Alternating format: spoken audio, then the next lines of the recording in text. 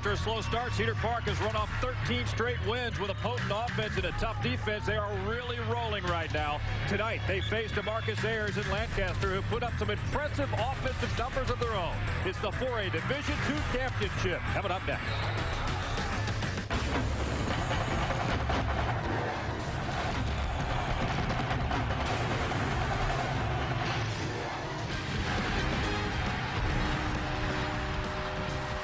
Live from Cowboys Stadium in Arlington, Texas, we're ready for more state championship football. Welcome to the UIL 4A Division II High School Football Championship presented by State Farm. It's a good one here tonight. The Timberwolves of Cedar Park checking in at 13-2, taking on the 14-1 Tigers from Lancaster.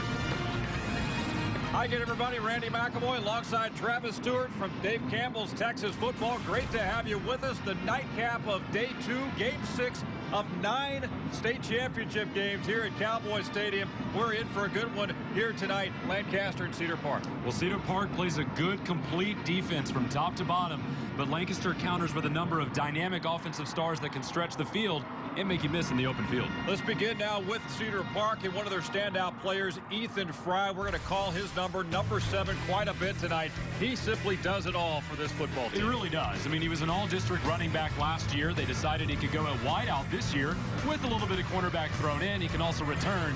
Probably won't see him play defense, but this kid can do everything, and he's really the heart and soul of an offense that depends on versatility. He's a senior here for Cedar Park. Meanwhile, for the Tigers from Lancaster, let's talk about their all-everything on offense. DeMarcus Ayers, he leads this team. How he goes, so go the Tigers tonight. That's exactly right. The best way to describe him, he's the team's leading returning rusher and receiver from last year, so they decided to put him at quarterback and cornerback, and he may factor into the return game. He is dynamic, and they know that when they leave the school, this kid needs to be on the bus, is what Coach Gilbert at Lancaster said, if they want to win a football game. Both teams awfully confident the playoff road to the state championship. It will be settled tonight, the 4A Division II High School Football Championship game. We're ready for kickoff tonight from Cowboys Stadium in Arlington. We're coming right back with the opening kickoff.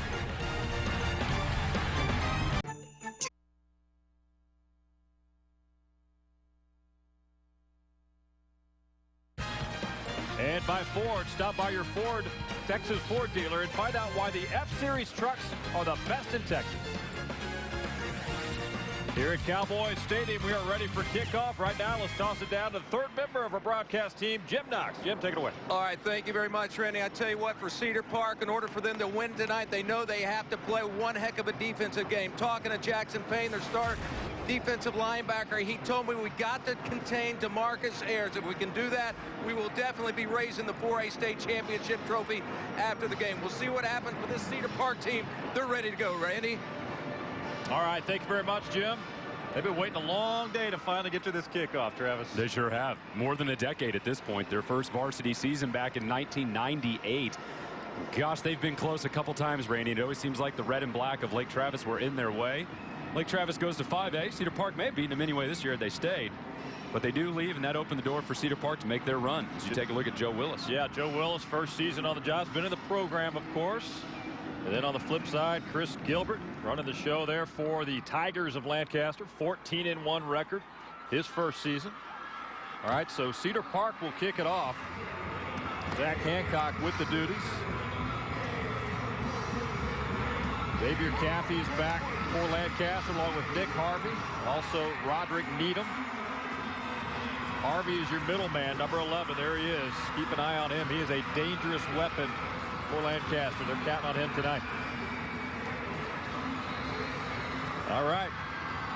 We are ready to go. 4A Division II time. State championship game. Cowboys Stadium in Arlington. Great to have you with us here tonight. The kick will be fielded by Roderick Needham. Needham finds a little seam up the middle. He'll be brought down at the 40-yard line. And a nice start. Good field position to start this football game for Lancaster. And what you're going to see the Tiger offense do is roll out a quick pistol offense. A lot of motion, a lot of movement. As you take a look at the kick return, and you're going to see a lot of this too. Speed in the open field. Makes life very difficult on opposing defenses. But in the pistol, Ayers will drop back a couple steps behind the center. He'll usually have Harvey or sometimes Payton, kind of their bell cow at running back behind him. and they can do work in the ground game. All right, that started on the 40-yard line. 1st and 10. First play from scrimmage for Lancaster. Bears will dump it off. Pass is caught there. Crossing the 35-yard line. Finds Deshaun Hall right there. Is tied in. They got so many weapons here. We're going to be calling a lot of guys. He's got plenty to choose from tonight. And Hall does a really good job getting his chip and then getting out into his route. And that's a defensive end, folks. They don't use him at tight end all that often, but when they do, there's a sure sign that he's at least going to be a primary, secondary target for the passing route. Inside the 45-yard line, they'll mark it at the 43-yard line. 1st and 10 for the Tigers. There's Ayers. Brought down quickly. Pete Tamby with the stop. Loss of 1 on that play. 4 starting lineups. Take a look at them up front for Lancaster. Nelson, Skinner, Ramos, Garner, and Hearn. It's a good group up front. Bunch of playmakers. And, of course, we talk about one of the wide receivers, Nick Harvey. They've got so many on this Lancaster side of the ball. And Nick Harvey's one guy they will be looking for tonight. So loss of 1. They'll push it back to the 44. 2nd down and 11 now for Lancaster. Pass is caught. That's going to be Nick Harvey. Fourth pickup. The 40-yard line brought down there. Harvey just sits down right in the middle of that zone and snags the ball out of the air. And folks, something to watch for today. Cedar Park's defensive line, whether it's 4 or 3, usually 4 with their hand on the ground, they stunt before almost every play, which means they're moving, they're shifting, they're rotating. These 3 guys right here up front doing a really good job of moving around before the snap, creating havoc. Picked up 5 now, so 3rd down and 6 now from the 39-yard line. Ayers going airborne again, looking for the deep ball, looking for Harvey there. Good coverage on the play by Sean Engel. A little overthrown there by Ayers, showing off that arm a little bit tonight. And you know what? That may be the matchup of the game. Not necessarily those 2, but on those deep throws, because Lancaster runs the ball so well that Cedar Park's going to bring their safeties up a lot. They've been in tight already. They don't want to give up yards in the ground game, so those shots on the outside are going to be open. Cedar Park has to cover them. Yeah, this is a Cedar Park defense that has been very stingy on the defensive side all season long. One big reason is carried them all the way to the state championship game. Take a look at Ben Harrell and that D-line of Cedar Park. 4th down and 6. Ayers out to Harvey. He's got plenty for the 1st down inside the 30-yard line. Bouffard, Blake Bouffard knocking him out of bounds, but not before a Tiger 1st down here. That's a weird formation in the pistol, but they have 3 wide receivers stacked on the left. And essentially what that does is it forces the defense to kind of make some decisions, because all those receivers are going to be crossing each other's routes. It's very difficult to stick with people. In that time, Harvey really doesn't have to go very far. He just kind of stops and turns around, and he's got wide receivers out in front of him to block. Well, an offense like that's got to be precise. You got to know where you are out there on that football field. That was a pickup of 12 yards. They needed 6. They got 12, so 1st and 10 now. There's Ayers. He's got running room inside the 10, the 5, touchdown, Lancaster. 27-yard scamper by DeMarcus Ayers. And Ayers is going to get the highlight there because of the breakaway speed that got him in the end zone. But the first good call he made was the decision in the backfield. He thinks he's going to give that ball to the running back, but that defensive end crashes down on the back, and all of a sudden, Ayers knows, I need to keep this because that defensive end is out of the way. There he goes, straight to Pater. That is what they can do. Even though they run, they can really strike quickly because of the speed. Point after is up and good by Brent Griffin. So with 9:36 to go, 1st quarter. Opening drive by Lancaster and DeMarcus Ayers, who we featured at the top, showing off the skills, the speed, nice cutback, and a 27-yard touchdown run. That's breathtaking stuff. That juke in the middle of the field to leave the defense behind. That's what separates good runners and great runners. So if you can just make a guy miss.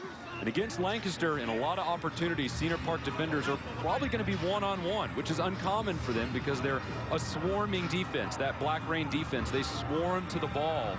But Lancaster will force you into one-on-one situations where they spread the field so much. Cedar Park's going to have to step up on those kind of opportunities. And odds are they will. It's been one of the best defenses in all of Texas all year long, Cedar Park has, especially in the playoffs. Lancaster gets off to a good start, but CP's not dead yet.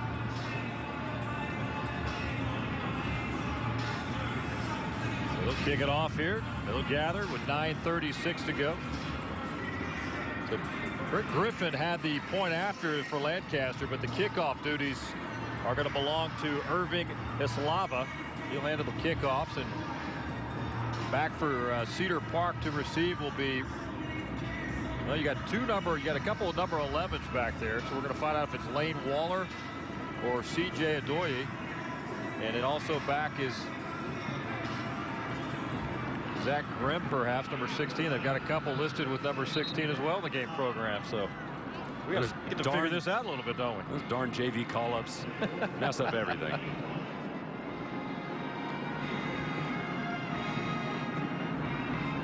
You always have to wonder when you see a kicker wonder out there with 76 on the jersey number. That guy's a reserve offensive lineman, I'll tell you that right now. And kicking's been a bit of an adventure for Lancaster this year. Struggled with it against Wichita Fall Riser in the semis. Hit that PAT. We may have to talk about that one later in the day, too. 16 back for Cedar Park. Could very well be Bill Estebano, the backup wide receiver as well. The kick fielded at the 20-yard line. Estebano will bring it out. And he is tripped up, but Cedar Park will get their first look on offense. And what you're going to see these Timberwolves do is rely on a lot of balance. They're going to run quite a bit, just not as much as they have in the past. I mean, the past couple of years when they had Brian Hogan at quarterback, they ran, I don't want to say exclusively, but they ran a lot. And now Nate Grimm, who you see here, he steps in. And only his second year ever playing quarterback, he's really matured, and he gives them a downfield threat throwing the ball. It opens up a lot of balance for him, and they'll start in the pistol. Yeah, he's really developed in a hurry for Cedar Park. Good numbers so far this season. Right out of the bat, first play from scrimmage, looking for Ethan Fry. Montre McQuinney also on the coverage as well for Lancaster to trip that up. Four starting lineup for the Timberwolves up front. Good group on that offensive line. Riley Mayfield, he's a big guy, number 78. He's 6'8". Some of these wide receivers, Fry, Chad Whitehead, Sam Brock and company. Second down and 10. Handoff goes to Nathan Harwell. He's a senior for Cedar Park. Brought down by Aaron Johnson. Four starting lineups defensively now for the Tigers. Deshaun Hall, we'll talk about him, Travis. What a player he's had. He's coming in with 18 sacks so far this season, but a good-looking defense for Lancaster.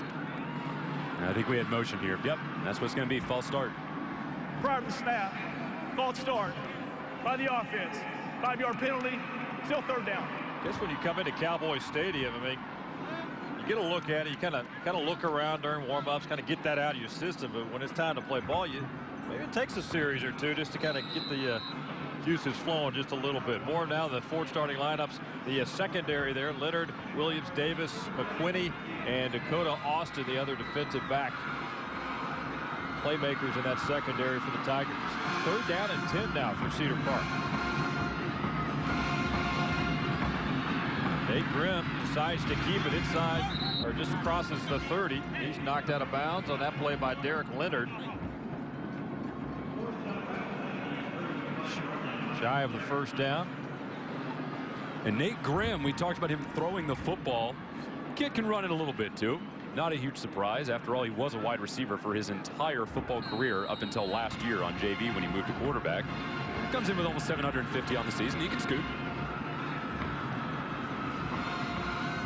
Nick Harvey is back for Lancaster. It's a fourth down and 3 play now. You got Nate Grimm back there. We'll see if it's a quick kick. Looks like it probably will be.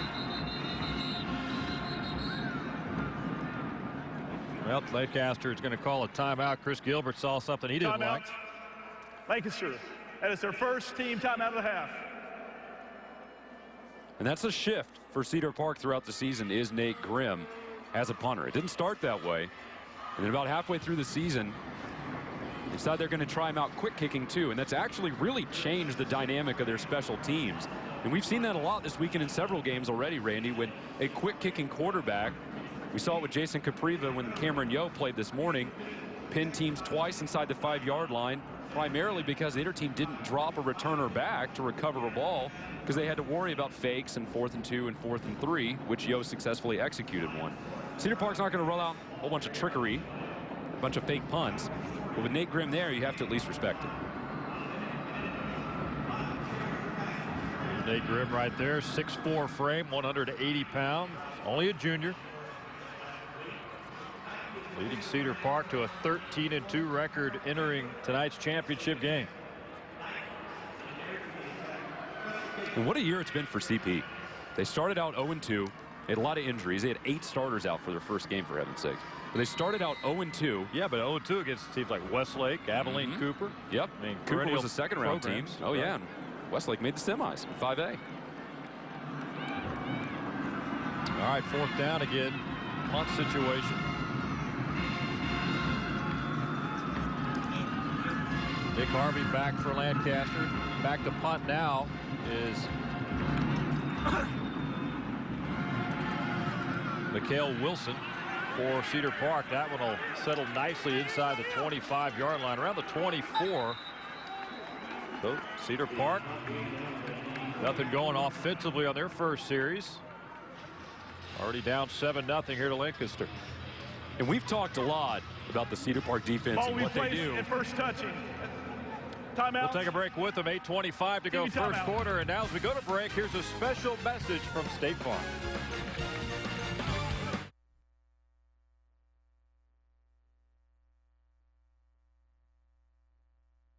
Right now, let's toss it down to another member of our broadcast team for the ball game tonight, Angela Heyman.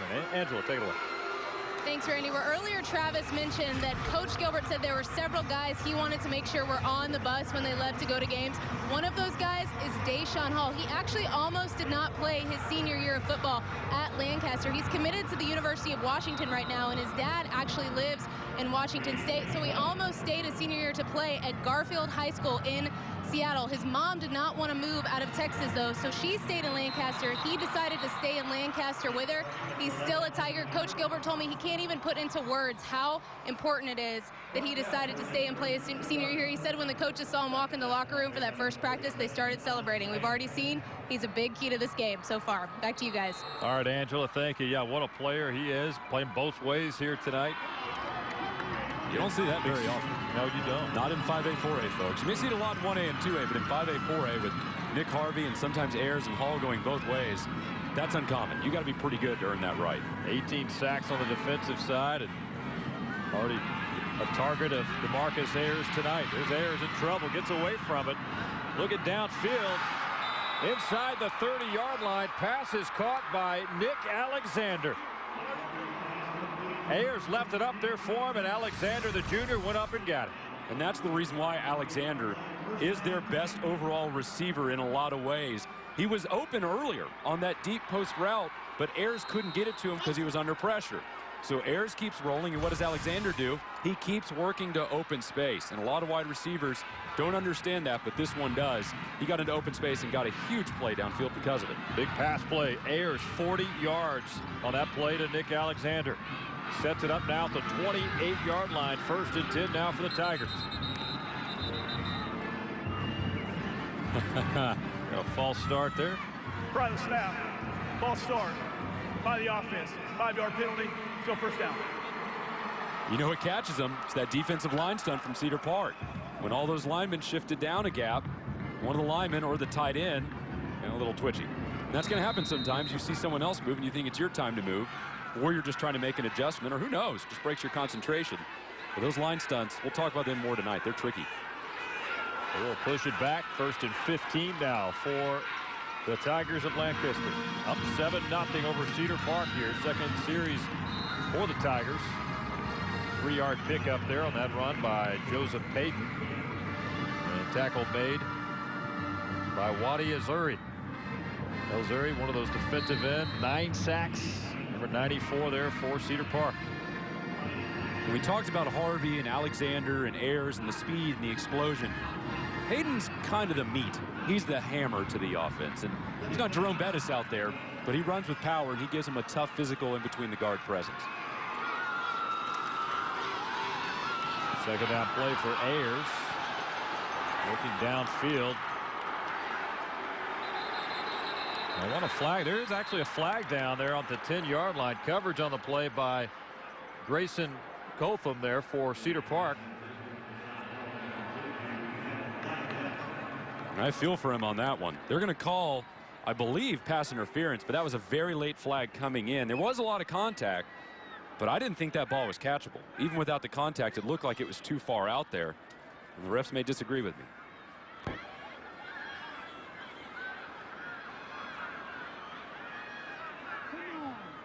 Well, last week against Maynard, the Cedar Park defense created 6 turnovers with 4 interceptions. The foul was be waved on. The pass was uncatchable. See, they heard you all the way from up here. You called that play there, Travis. My voice isn't that loud. It's close, but it's not that loud. But if you look at it, look at all the contact. Cotham does a good job at least contesting it.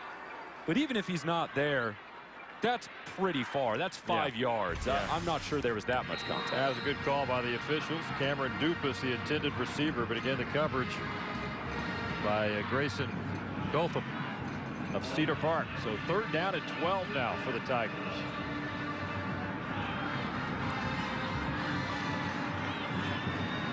Cedar Park looks like they're going to go zone here.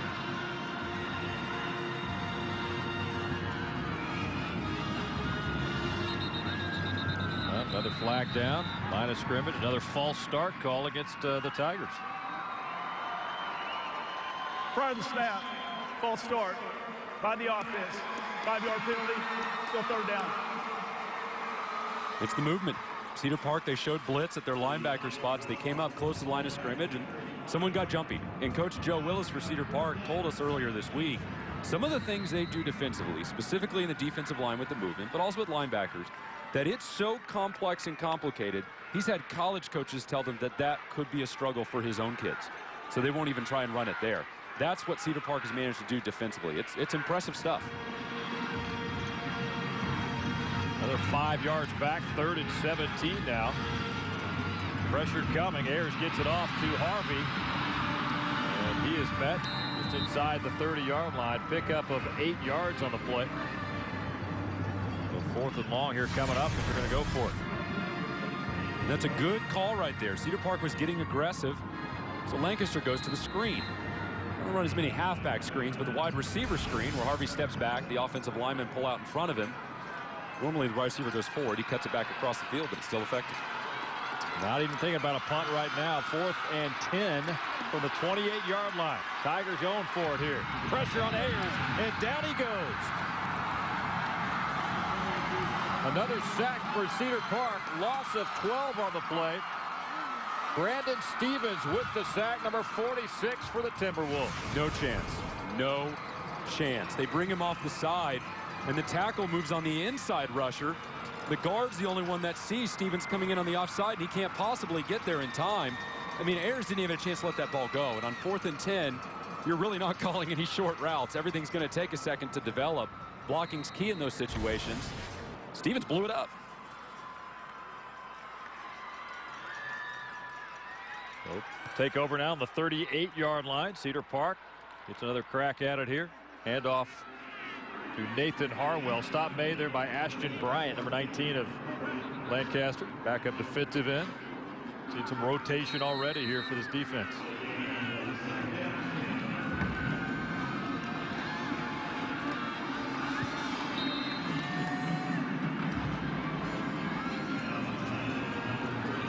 Thomas Middleton's first carry of the night, brought down by Reginald Merritt. So you got Middleton back there. He's going to get a few carries. Rushed for 280 yards this year. He was hurt early in the season, but bounced back. Good size and speed. He's 6'1", 205. We got the guys like Nathan Harwell, Chris Hutchings in that backfield as well. There's Nate Grimm looking downfield. Nothing there. He'll take the hit.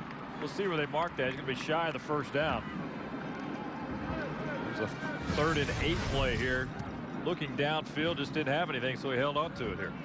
Yeah, and what you can't see is what is downfield. There's really, as you said, no one there. That's a good decision just to go down with that ball instead of trying to force it and turning this one over.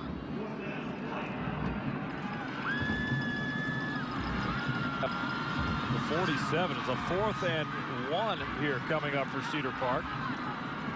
Neither team really in the mood to punt the football tonight. Well, they'll quick kick it here, Nate Grimm.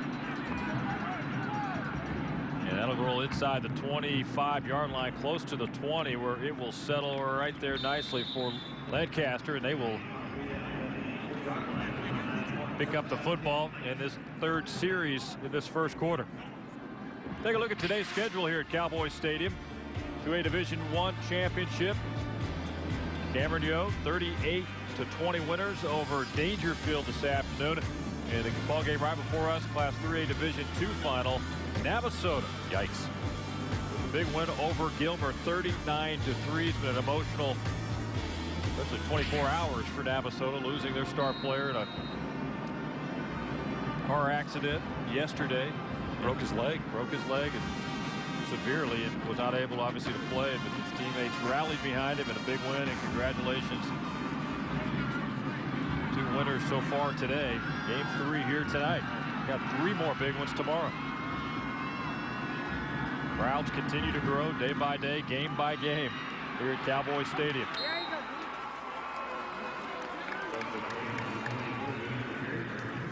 There's Jeffrey Ford coming down, a defensive back making the tackle. And against this Lancaster offense, you get defensive backs back there sticking the nose in someone's knees, you're gonna get a lot of tackles. And Ford's actually a pretty good run player from the defensive back spot. Team's 4th leading tackler was 61 and 10 tackles for loss. You don't see that very often from that position. They picked up 3 yards on that, so 2nd down and 7 now for the 23-yard line. Harvey in motion. Ayers will flip it to Harvey, but Cedar Park reads that well. Trevor Sporer with the stop for the Timberwolves. We had a flag down around the 23-yard line. We'll see what that's about, but they read that perfectly. Illegal formation. 5 men in the backfield by the offense. That penalty is declined. 3rd down. These refs are going to get their money's worth tonight, Randy, because both of these teams move around a lot. When you watch Cedar Park play offensively, I'll go so far as to say it's a minor miracle they don't get more illegal shifts or illegal formations. Not because they're doing anything wrong, but it's complicated enough where I could see a ref getting it wrong from time to time. There's so much motion and shifting, and Lancaster's not far behind them either. So, refs, I hope they brought their glasses tonight. This is going to be a tricky one.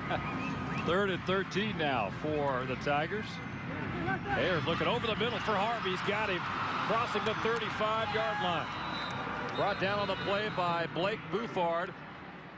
Pickup of 19 yards from Ayers to Harvey.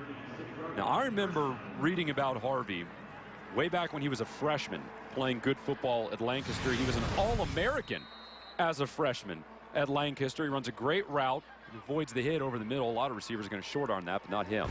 And since that point, as a freshman, he's done nothing but improve.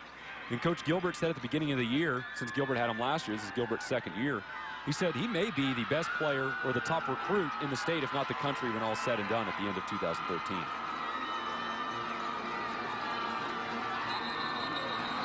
Another flag down here. You're going to get a false start again. Offsides. Defense. Moved to the neutral zone, causing movement. 5-yard penalty. Still 1st down. Wow, that looked very similar to a false start they called Lancaster for earlier when the linebacker showed blitz and someone twitched. I have a feeling Joe Willis is saying the same thing on the sidelines right now.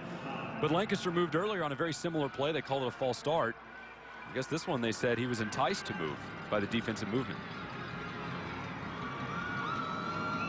Extra 5 yards, so 1st and 5. They'll push it out to the 41-yard line. Little shift there from Cedar Park.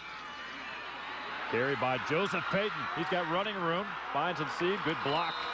Crossing the midfield. Pickup of 10 yards. Brought down by Sean Engel of Cedar Park. Ricky Nelson, the center, off the snap, and then he's pretty much the lead blocker.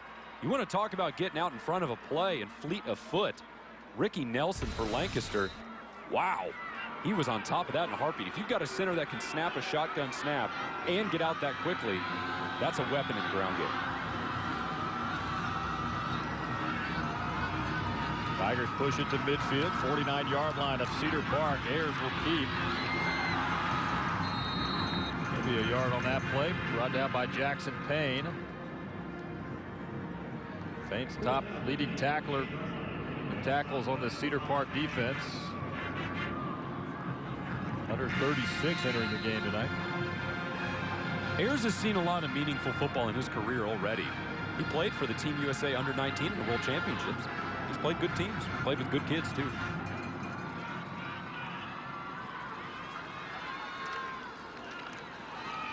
Ayers out to Harvey. Well, leaps over one defender, picks up a couple extra yards, beats Payne on that play. Flag is down midfield right at the 50.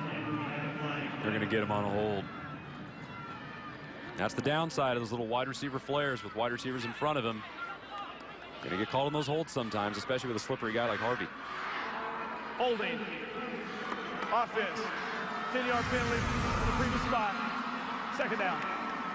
Yeah, there's a hold clearly right in front of him. You can't do that. A black glove on a white jersey pulling like that, that's going to be pretty obvious. You got to keep those hands inside the pads. And you're asking wide receivers a lot of time to do something they're not necessarily accustomed or even built to do, which is blocking. If you can find a couple kids that can really block downfield well, like a couple of the small schools we've seen earlier in the weekend, really makes those little routes a lot easier. Now back at the 42-yard line. Second down and 19 now for Lancaster.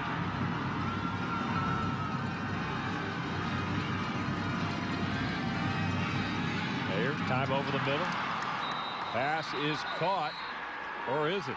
Cedar Park says no. Back judge says yes. Pickup of 17 yards. If it holds up. Sean Engel on the coverage of Nick Alexander. Take a look at that here. Ooh, I don't know. A little bit of movement at the end there, but it's impossible to tell from that angle. But a good post route by Alexander and a good adjustment since the defense was playing well off him and the safeties were shading to the opposite side. Yeah. He read his open space well.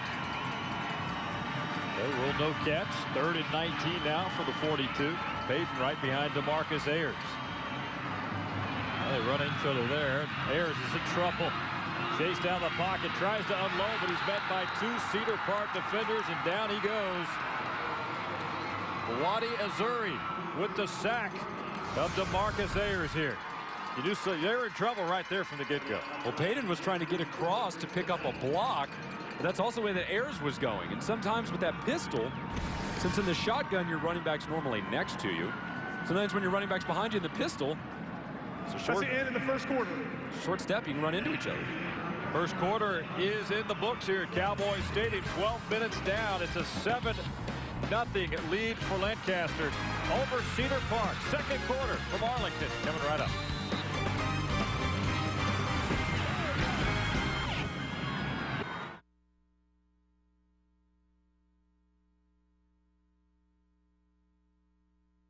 As well, the Tiger cheerleaders all fired up tonight.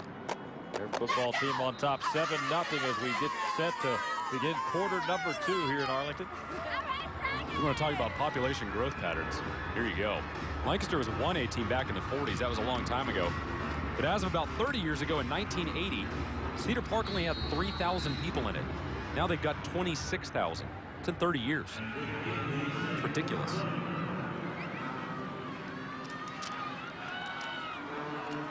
Uh-oh.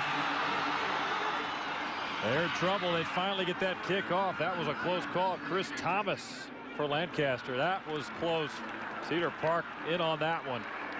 The punt settles at the 30-yard line. 34-yard kick after that scare. They need to send a bouquet of flowers to that football because that bounce was extremely fortuitous. That bounces right back to him. And I'll say 7 times out of 10, that ball keeps rolling towards the end zone, but that one pops right back to his hands. And he makes a great effort to get back to the ball, turn around and boot it away. But there was a lot of luck involved for that ball to come back to him. And Cedar Park is a menace in forcing turnovers and mistakes like that.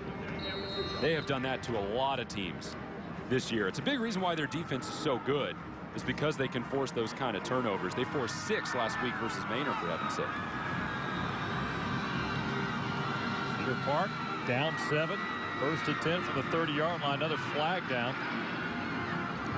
Nate Grimm will keep that. Pickup of 6 yards on that carry, but again, a flag is down around the line of scrimmage here. Maybe some kind of illegal shift, since they rolled more or less every skill spot to the other side of the field. Offsides. Defense. 5-yard penalty from the previous spot. Replay first down. I'm like 0 for my last 3 on calling penalties. I need to settle down for a little bit. I guess even I'm confused by the motion. We've got a bunch of yellow flags flying around so far through 1 quarter here, early 2nd quarter. That'll go against the Tigers, so 1st and 5 now from the 35-yard line.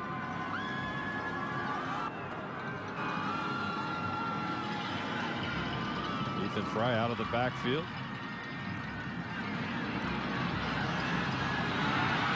Nathan Harwell on the end around there to the 45-yard line, brought down by Demetrius Davis of Lancaster. Tossed down to the field now. Check in with Jim Knox. Jim. All right, this defensive unit right here, Cedar Park, settled down a bit. But you know what, guys? First quarter, they were on the field an extremely long time. They need right now this offense to sustain some type of drive because they cannot keep up this pace. So far, so good right now. All right, thank you, Jim. I'm going to mention the hairstyles that we're noticing there on the Cedar Park side. What do you think, Travis? I was going to let that one slide. You and I rocking the same hairstyles in the booth today, of course. We are. As is our custom.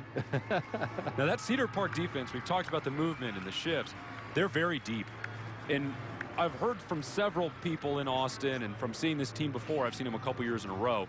Frequently, this defense has been a defense without stars.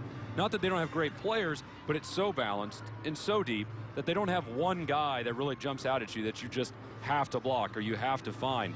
It is almost a nameless, faceless wave of bodies. They just swarm over you, which was part of the reason that Black Rain meme that they came up with defensively for a nickname for the defense has stuck as long as it has.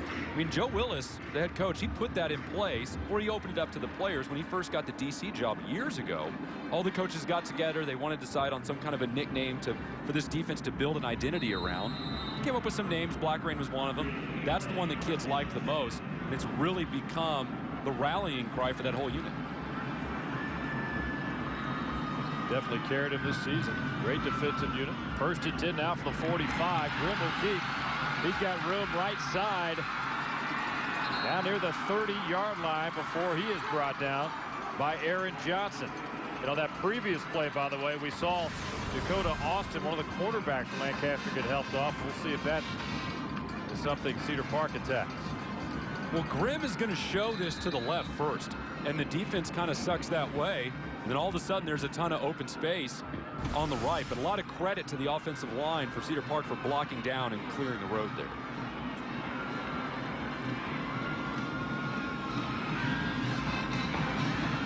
Grimm looking downfield for Samuel Brock. Harvey on the coverage for the Tigers. And a name we have not called today. This doesn't happen very often. We've not said Ethan Fry yet. At least not in conjunction with a reception. Held in check so far. Indeed. He's by far the leading receiver for this team. 42 catches coming in. The next closest has 14. Cedar Park just picked up its first down of this football game. And off to Harwell. Picks up 7 yards on that play. I like Nathan Harwell. 3rd and 3. Watch Harwell here hit the hole as it opens up, and a great block from, oh, guess who? Ethan Fry. So force McKinney inside, open up some space.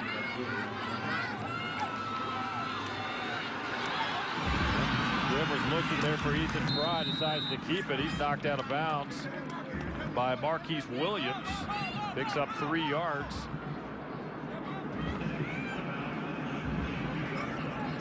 That's kind of the inverse of the play they ran before, where Grimm got so much yardage. This time he faked it to the right with a little pump and tucked it and went to the left. It's had a good little game so far. Give him 2 yards on that carry. So 4th down and short now for Cedar Park. Trying to move the chains here. 1 first down so far in this football game for them. And off to Harwell, but he's brought down on the play That's Ashton Bryant, who steps in and makes the stop for the Tigers.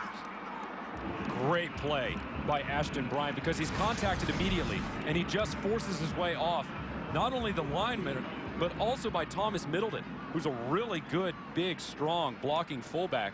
Bryant rips right through him. And he's far down on the tackle chart, 56 coming in, but 9 sacks on the season, second only to Deshaun Hall. He's very good at getting off his initial block and getting into the backfield. Another one in a long line of guys on this roster who can do a lot of damage defensively with their speed.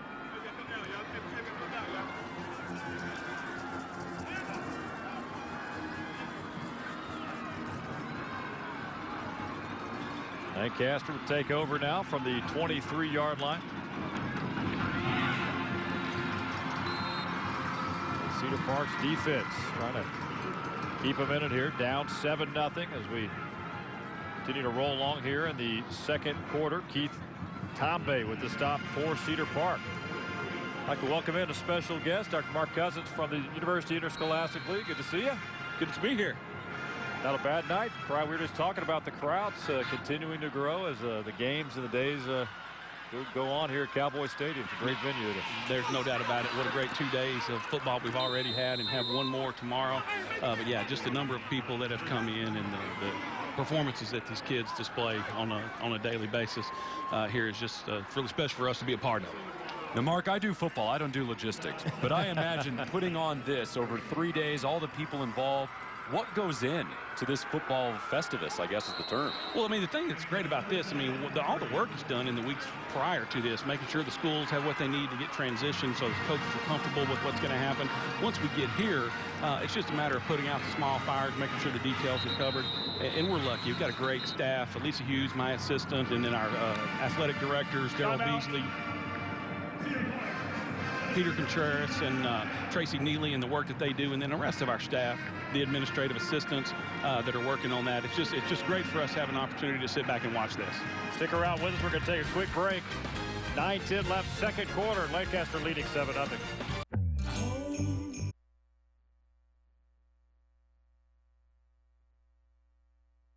Here in Arlington.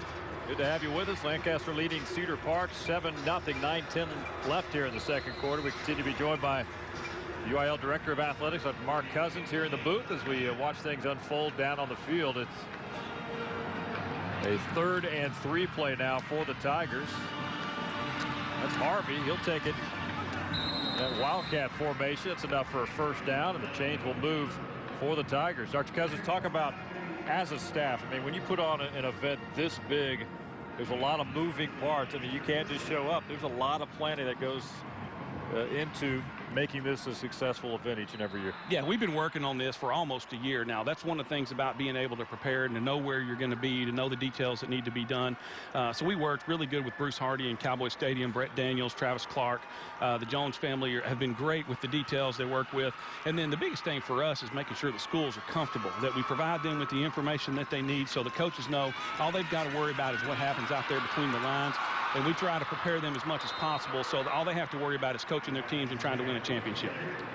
Trevor Sporer with the stop there of DeMarcus Ayers, Travis. Another big play by Ayers. Right up the middle, found a seam. And another one of those keepers where he waits to the last possible second before he pulls that ball back out, and then he's got a seam.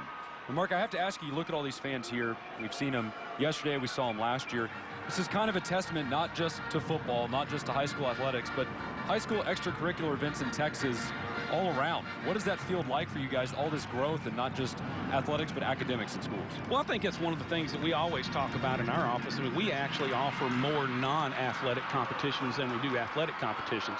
And certainly, you know, the details are out there. Every research study you see that looks at the benefits that come with extracurricular participation, it's not just tied to the kids that participate in athletics. It's the kids you see out here. It's the kids in the band. It's the kids with the yearbook. It's the kids that are on the cheerleading squad and the drill team, the color guard, and the fans that are in the stands watching it. So, I mean, the whole extracurricular program that the schools offer really is a really small percent of the overall school budget, but it's probably the best bang for the buck that the school districts get because it's clear, you know, the kids that are involved, the kids that are taking part in things that are tied to the school, they do better academically, they drop out of school less, I mean, they behave better, their grades are better, their standardized test scores are better. So it's just a testament to the work that our administrators and our coaches do to have these well-rounded extracurricular programs for the kids to take part in. You look out, you see these two fan bases here. Holding. Offense. 10-yard penalty from the previous spot. Still second down. Celebrating these two teams' first time ever in a state championship game. Is there a kind of buzz in the air when you get these fans in here that have never been on this stage? These kids have never been on this stage. It's a totally new emotion to them. There's no question about it. That's one of the great things about getting to do the job that we get to do.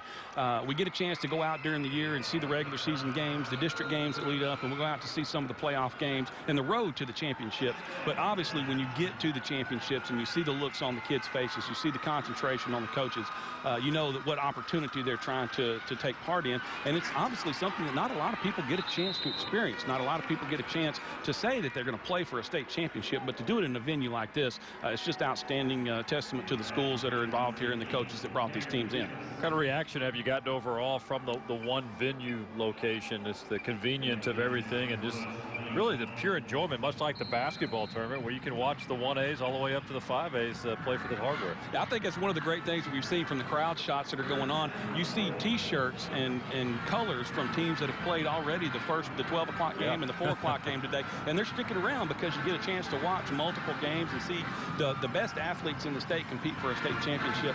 I mean, obviously, this is kind of what we hoped when we got to the common site or the predetermined site championships, that we would be able to create an atmosphere like this. And man, have our schools and the public and the spectators really bought into that. And it's something that works really well for us. Take a look at this play again for Lancaster. Roderick Needham with the carry here, Travis.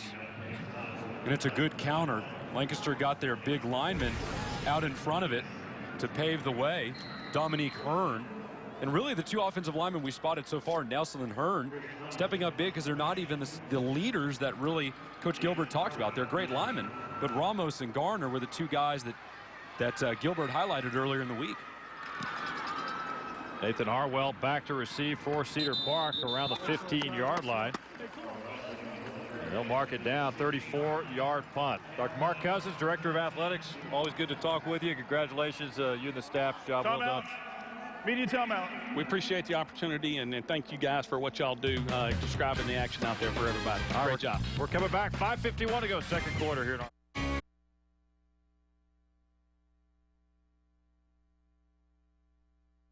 Stadium in Arlington, 7-0 ball game coming up on the Ford halftime show. We're going to review the first half action from this one between Cedar Park and Lancaster, and also guys in the studio will recap earlier action from today. We've had 2 state champions crowned today, 3 yesterday, 3 more tomorrow. All coming up on the Ford halftime show.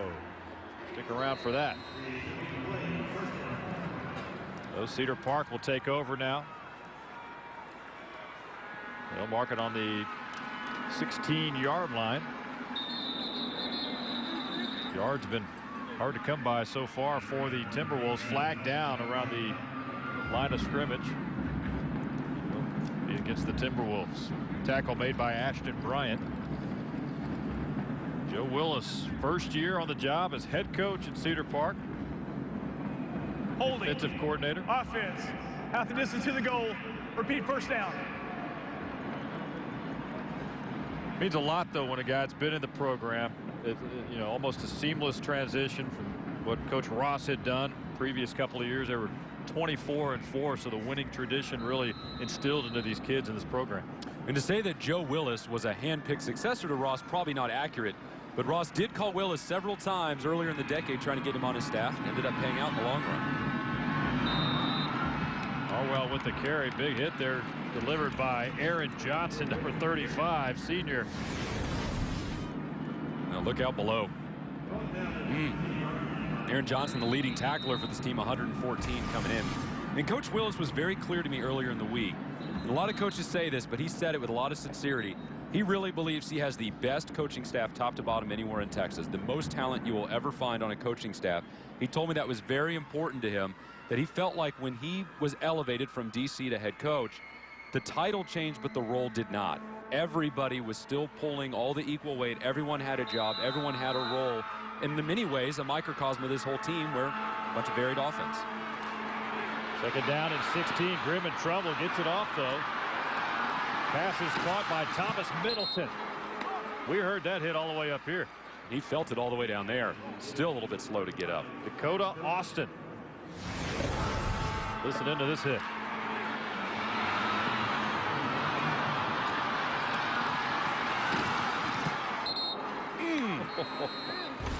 That's a pop right there. Middleton is a big boy, and he was the team's leading rusher last year, but they thought about maybe putting him more at linebacker this year. He got hurt early. You mentioned that earlier, Randy. They only got him back in the playoffs, and they said, you know what, we need his physical presence in the backfield. McDale Wilson, his first carry of the evening, brought down by Denzel Lewis. Big hole there on that left side.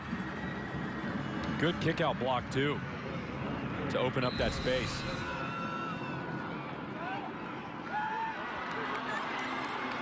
Wilson again, right up the middle. Again, it's Denzel Lewis who will meet him and bring him down. And you're starting to see the primary weapon for Cedar Park take effect, and that's attrition.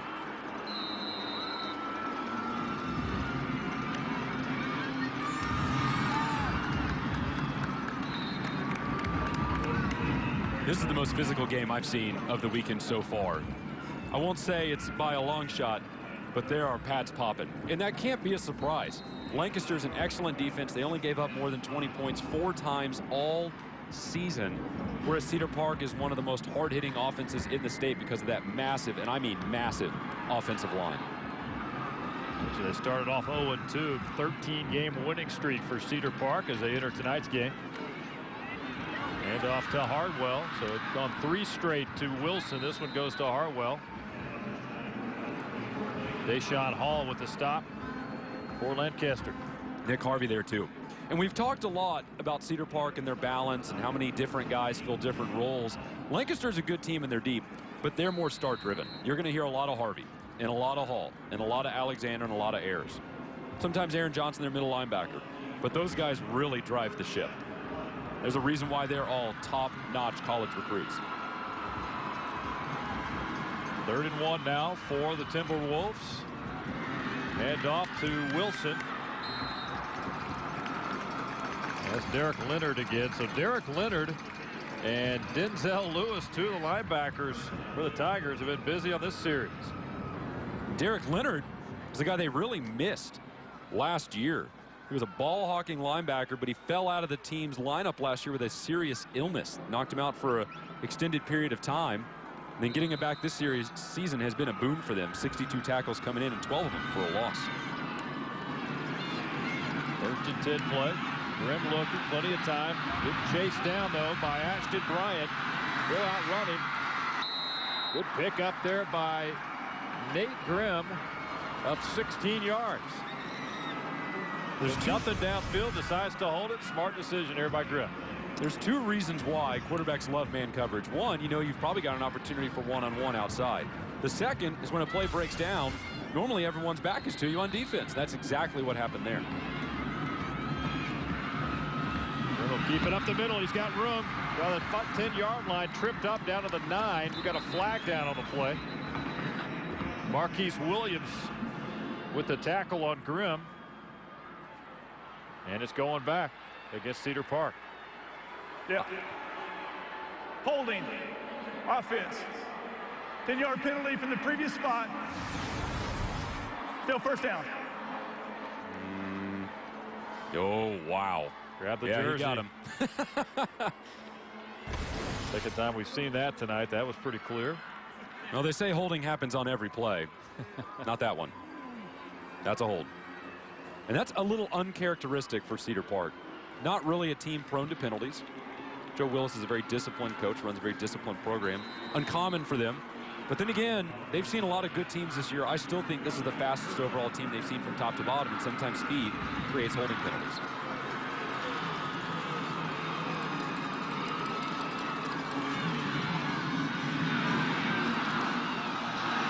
Mikael Wilson, tough yards there. Demetrius Davis with the stop. And Mikael Wilson's busy on this drive for Cedar Park. Ooh, did he make a man miss in the backfield? And against this Lancaster defense, if you can't do that, because a lot of the times there's going to be a guy sitting in the kitchen when you get the ball. If you can't make a guy miss back there, it's going to be a long day. You're going to have to do that with regularity. 2nd and 15 play. That's Thomas Middleton inside the 10-yard line. Keeps moving those legs close to the 5. Cedar Park sells a screen better than any high school team I've seen in a long time. Because Grimm holds it so long. Look, he's waiting and waiting and waiting, and then there it goes. It takes forever for them to get the ball out there, but when it does, that usually means the defensive line is so far away they'll have no impact on the play. And now you just have to hope the defensive line doesn't start reading it.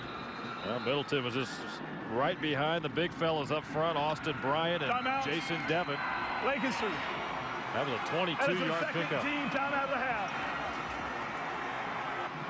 So they are knocking on the door, 22 yards from Grimm to Middleton.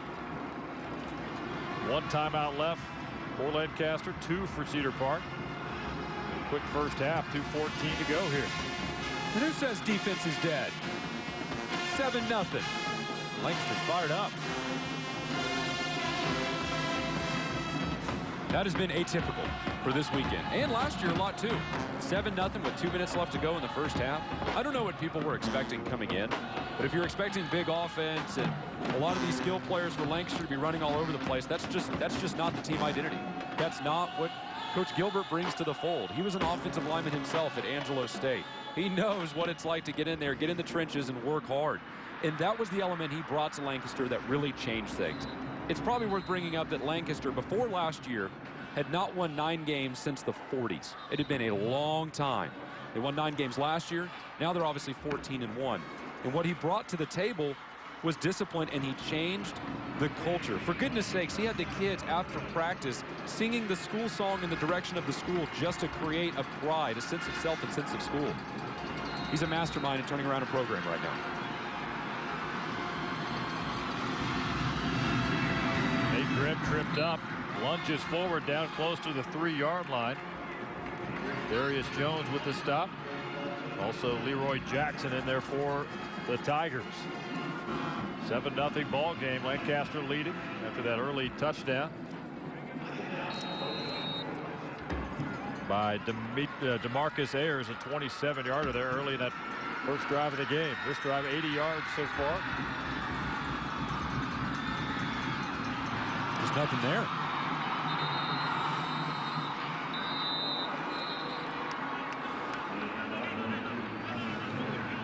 If you can stop Thomas Middleton like that, you came to play, because that's a big kid. We mentioned that he may have played some linebacker this year, but then Joe Willis decided we want his physical presence. I mean, look at his size. Yeah, he's a big guy.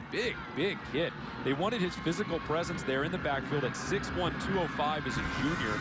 May end up being a college linebacker, but right now he's the meat and potatoes to the Timberwolves attack. All right, fans on their feet here. 3rd down and 5. Go 3rd and goal to goal here for the Timberwolves. From the 5, Grimm will keep it up the middle. He's met, and down he goes at the 1-yard line. Stop made by Derek Leonard. Decision time. Good power from the offensive line, but no one has Leonard. No one's got him. He comes across the top of the formation and brings him down. And now you're looking at 4th and 1 as the clock ticks underneath 40 seconds. But Cedar Park does not kick the ball very much. Randy, they went through the majority of district play without ever even kicking one. They just don't have to do it. Their ground game's too good. They rarely get in that position. But now they've got a choice. Do you want to go for the tie here, or do you just want to get something on the board, something positive on the scoreboard as you head into halftime? It's a tough call. Clock stops, 20 seconds left. Cedar Park will talk it over, as will Lancaster. Got a Cedar 4th Park. and goal from the 1 coming up. Team timeout of the half. Talk about a momentum changer here if you can get some points on the board late in this first half. Take a look at the brackets now. The road to the championship, 4A Division II at the top. Lancaster taking care of Wichita Falls Rider. Very good Rider team last week in the semifinals to advance to the championship game. And Cedar Park getting past Manor. Good Manor club as well. So last 2 standing here in 4A Division II. That one, that's what proved the Lancaster medal. That's what showed what they were all about. Double overtime, pouring rain, it was cold, it was miserable. And Ryder's a great defense, a good ground game. Lancaster sweated it out. They fumbled the ball across the goal line in the first overtime that would have won it. That would have been the ball game. But they fumbled it, turned into a touchback. They bounced right back, got a touchdown the second overtime, and then they got to stop. That proved that Lancaster was more than just a good team and an okay bracket. They were title ready because they knew how to fight. They could take a punch. Ryder 26-19, 40-14, Cedar Park over Maynard. 4th and goal for the 1. Ethan Fry. We've been waiting to call his number, and Fry brings it home for the Timberwolves. Everybody bid. I bid. Everybody thought that the ball went to the back. The Lancaster defense converged on it, and Fry only needed a step, and then it was over. But as you'll see on the play, the Lancaster defense swarms the back when Fry's there. It was a matter of time. Can't keep him quiet forever. It's too good. Tigers bit on that. Fry takes it in, and they're an extra point away from tying this football game. Zach Hancock in for the extra point for Cedar Park with 15 seconds left here, first half. Kick is up, and the kick is good. Ethan Fry, the man who can simply do everything, gets the job done here. 3 black jerseys on 20, and 7 walks free. That's a really good play call, because the temptation when you're at the 1-yard line or inch line, you can see the goal line right there. The temptation is just to lean forward, either go with the quarterback sneak or a fullback dive, some kind of power play. That little action right there, getting Fry on the outside, that's trust. That's trusting that Fry will A, make the right decision, and B, that he's going to get there. Because if he gets wrapped up, it's going to be a 5-yard loss. It's going to look ugly, and people are going to boo. Well, one guy that did bite was Darius Jones, number 55. Problem was he was a couple of yards away, just couldn't track him down there. By then, he was long gone. But the other guys were in, and we're all over Mikael Wilson. Nice fake there by Ethan Fry to hold on to it to tie this football game. But I guarantee you, Joe Willis just told his kids in the sideline, that clock still says 0-1-5. And Lancaster can score in half that time. And if you're Lancaster with a guy like Nick Harvey, DeMarcus Ayers, maybe this is a time where you put Ayers at wide receiver and you throw him a screen and see what he can create in the open field. Still got a timeout left. I'd be surprised they took a knee. I think they may try and make a little magic happen before halftime. Xavier Caffey, Nick Harvey, and Roderick Needham back for Lancaster. Short kick around the 25. That's going to be brought out there by Brandon Wise.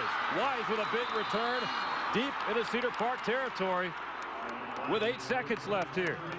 That's a 42-yard return on the short kick, courtesy of Brandon Wise here. And paving the way right in front of him is Jalen Carr, giving him room to work. And now with 8 seconds left and a timeout, an interesting smorgasbord of options here for Lancaster. You don't have to be locked into the sidelines. You have a timeout. You're close enough that you could put this ball in the end zone if you wanted. But that's probably going to eat up all of your time. Right. I think your best shot here is look for something intermediate, maybe over the middle, get a couple more yards. Quick timeout. Quick timeout, and then look for the end zone on your last play. And I would be shocked if the ball to the end zone went anywhere other than Deshaun Hall. With that huge frame and that great vertical, you think it's got to be him at some point.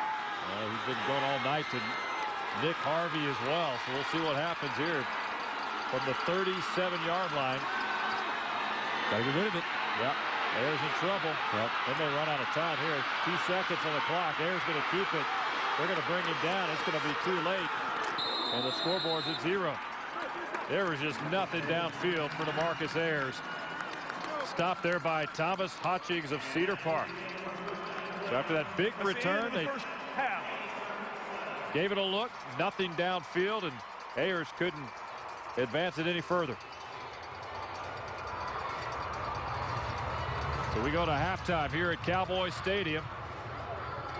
7-7 ball game. Of course, Lancaster with that early strike, 27-yard touchdown from DeMarcus Ayers to make it a 7-0 ball game. And then with 15 seconds left, Cedar Park with the equalizer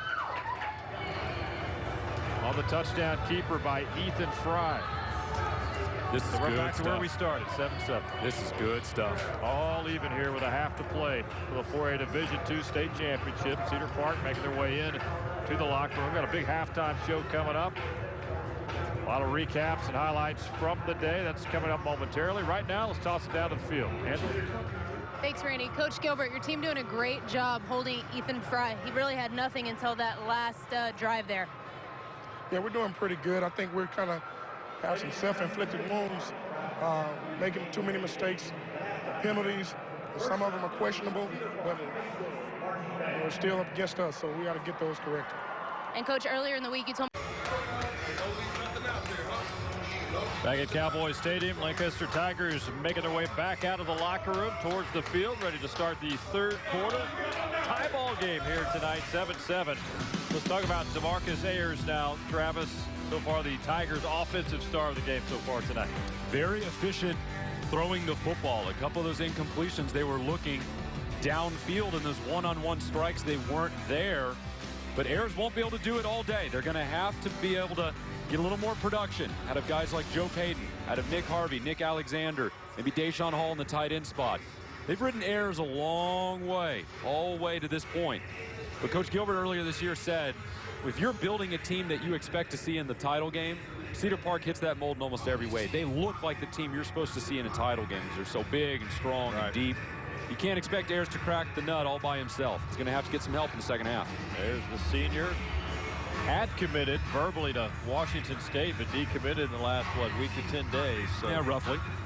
National Signing Day, first week in February. And he's going to be good for whatever decision he makes in college he ends up at. He's a big-time talent for the Tigers. I'm hearing Texas Tech.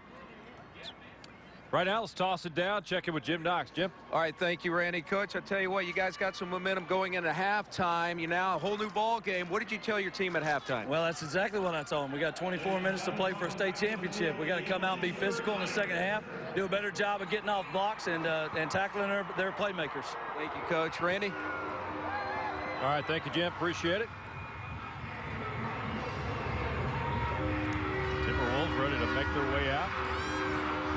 Tigers have arrived in the crowd. You look around. That's what I enjoy watching as the days go on. You see the seats and the levels here at Cowboys Stadium start to fill up.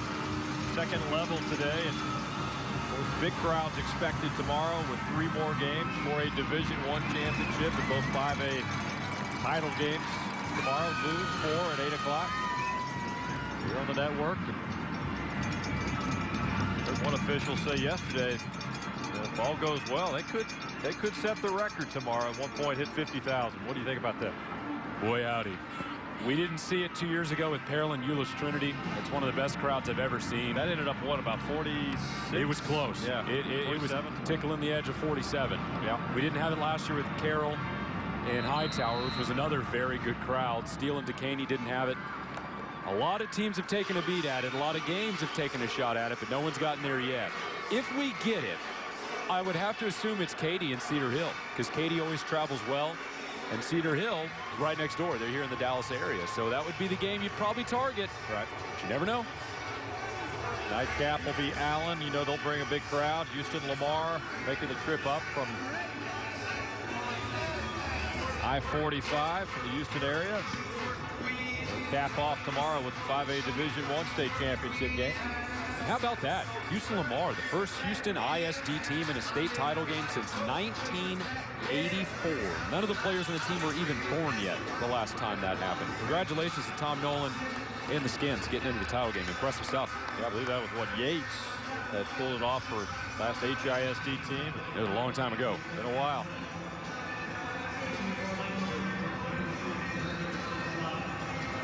Another kicker for the Tigers. Now this will be Irving Isleva.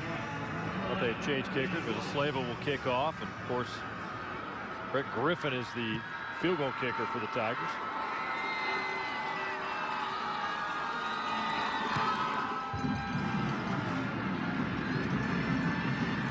Cedar Park will bring it out there around the 10-yard line. Crossing the 30. So the Timberwolves will get their first look at it. Lane Walker with the honors there, bringing it out for the Timberwolves. Got a flag down around the 32-yard line.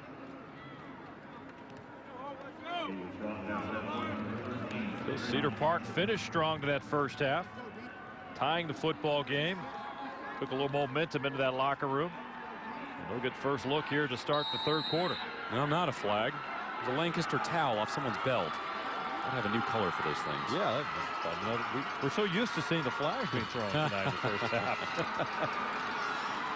Ethan Fry, first carry here, and he was met on the play by Leroy Jackson, number 36 for the Tigers defense.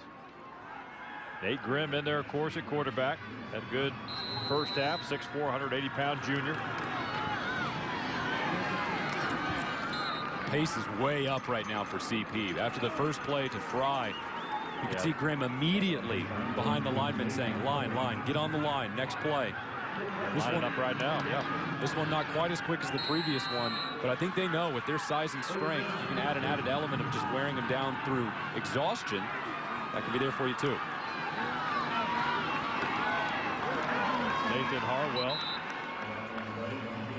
Reginald Merritt, number 50, the offensive lineman, leading the way there for the Tigers. He's got 7 sacks on the year. He's only a junior, one of the starting defensive linemen for Lancaster. Denzel Lewis fighting off the block and making a tackle. In the area right too. There. He's a big fella. 1st and 10 now for the Timberwolves. They're marking at the 42-yard line. Ethan Fry crossing midfield. Or he's tripped up. Pickup of 9, maybe 10 yards on that play by Ethan Fry. And remember, Fry's supposed to be a wide receiver this year. But that's 2 plays out of the past 4. They've kept him in the backfield and had him running the football, and he's there again. A big shift at halftime for the Timberwolves. Lancaster's defense trying to make a stop on Ethan Fry once again, about the 48-yard line, maybe 1 yard on that play. You are right. They are not wasting any time here. Change of pace. Denzel Lewis on the stop for the Tigers, number 42. Senior middle linebacker. And now they move Fry back out to the slot on the right side, get him out of the backfield. I'm not sure what this is about. Question over the spot of the ball, perhaps?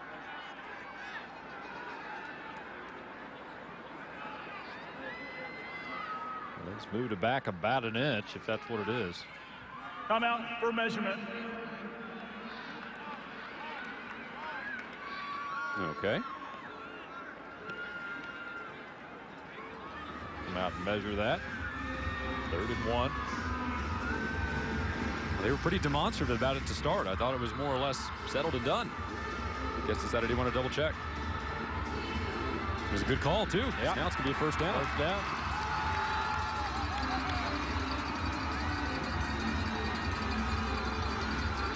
Good call by the refs to get it right. It's a bummer to stop play. No one likes it. But that's a big situation. Think about it if they don't. Maybe CP gets stuffed. It's 4th and 1. They're probably kicking that ball away. Instead, the drive continues. There's great crews that get a chance to call these state championship games. Last game, Houston area represented.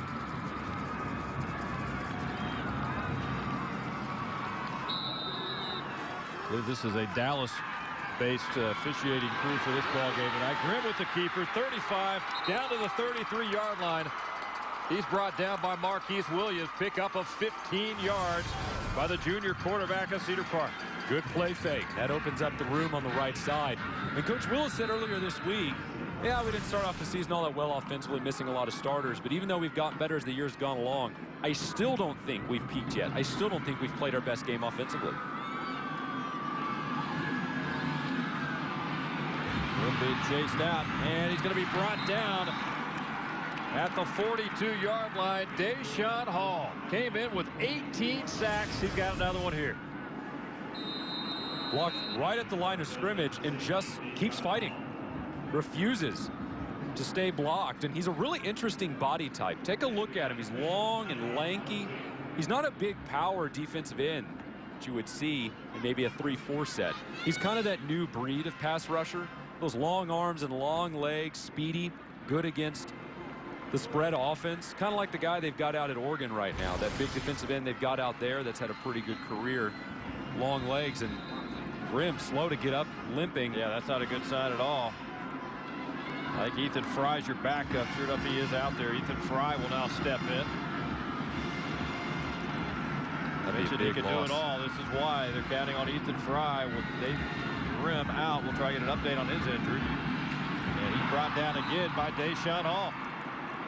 Back-to-back plays by the senior defensive end. Loss of 2. That Grimm injury would be substantial if he's going to be limited, because Fry can play the quarterback spot, but it's not ideal for him. So you take a look, it looks like he's holding almost his throwing hand, maybe, or is it? Well, he's holding his hand too. Okay, it's his ankle. Working on the right ankle. And if he's out, it really takes the downfield threat out. That offense. Timeouts. Cedar Park. He's holding his hand there for a minute. I thought maybe he tweaked his throwing hand as well, but it looks like an ankle. We'll take a break. 8:43 to go, third quarter. We're tied at 7 here at Cowboys Stadium. Why is everybody in such a hurry?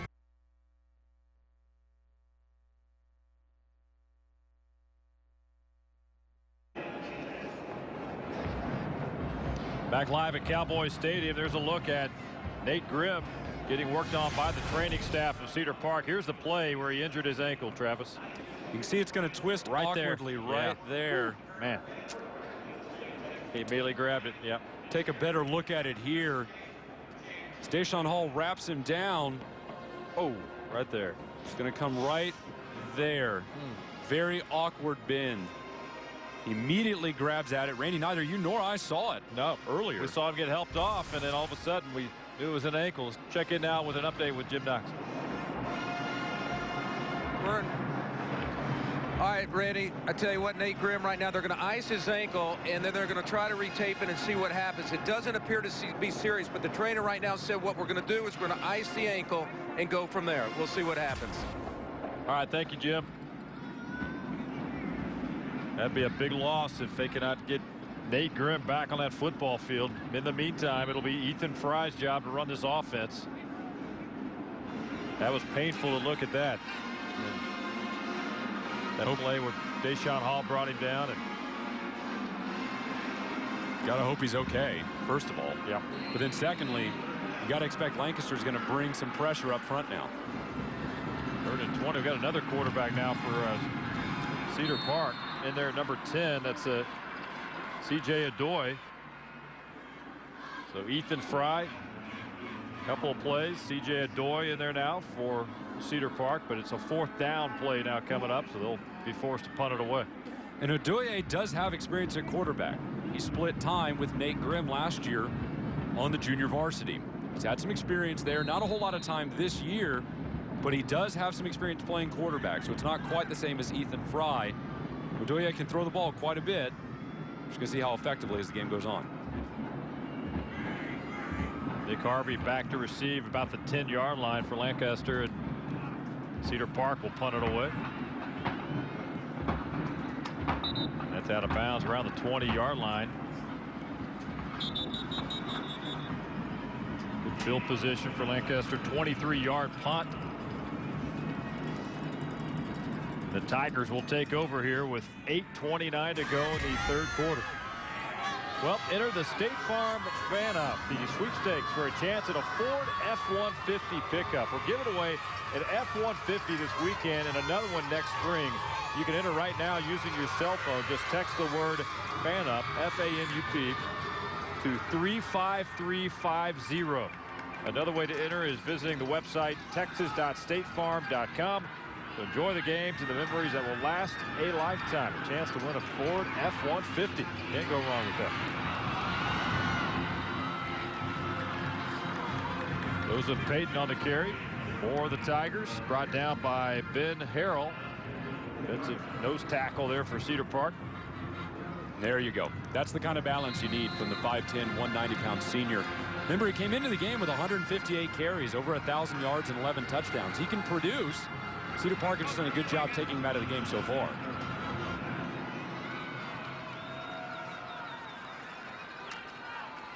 Second down and 1. DeMarcus Ayers immediately tripped up.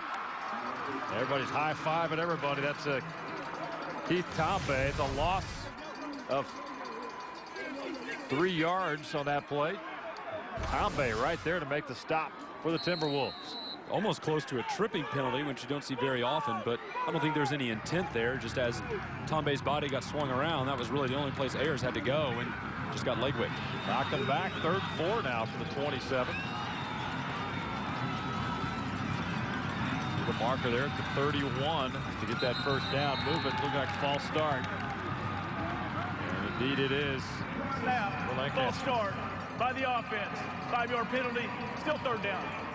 Looked like Nick Alexander. Maybe Deshaun Hall got roped in there. Lancaster's had that problem all night. Several false start penalties. For a former offensive lineman as a coach, that will drive you mad. So far tonight, the penalty count, Tigers 6 for 45 for Cedar Park.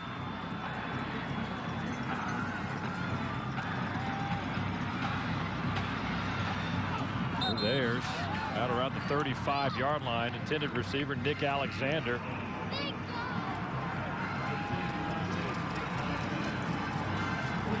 Got to give a lot of credit to these secondaries today. We've done a good job. Yeah, we focused on the ground game so much. So was the linebackers, the defensive linemen. But in the few opportunities both teams have looked to throw the ball, and let's not overlook these quarterbacks. After all, Nate Grimm's thrown for 1,700 this year. It's not necessarily a Todd Dodge number, but it's good. Ayers has thrown for almost 1,700, but today borderline nothing for both of those guys because the secondaries have been all over these things. Lane Walker and Nathan Harwell back for Cedar Park. Chris Thomas will punt it away. And it's fielded around the 48-yard line, 30-yard punt. Great field position coming up for the Timberwolves, though. If you look at Cedar Park's averages throughout the year, we're averaging about 360 a game yardage-wise, but 232 on the ground. So even though they're getting closer to being balanced as the season's gone along, which is an ideal situation for Joe Willis as you look at injured quarterback Nate Grimm, the ideal situation is balance. I still think the bread and butter, the fallback, is the ground game here for the Timberwolves. Always has been, probably will be for a long time.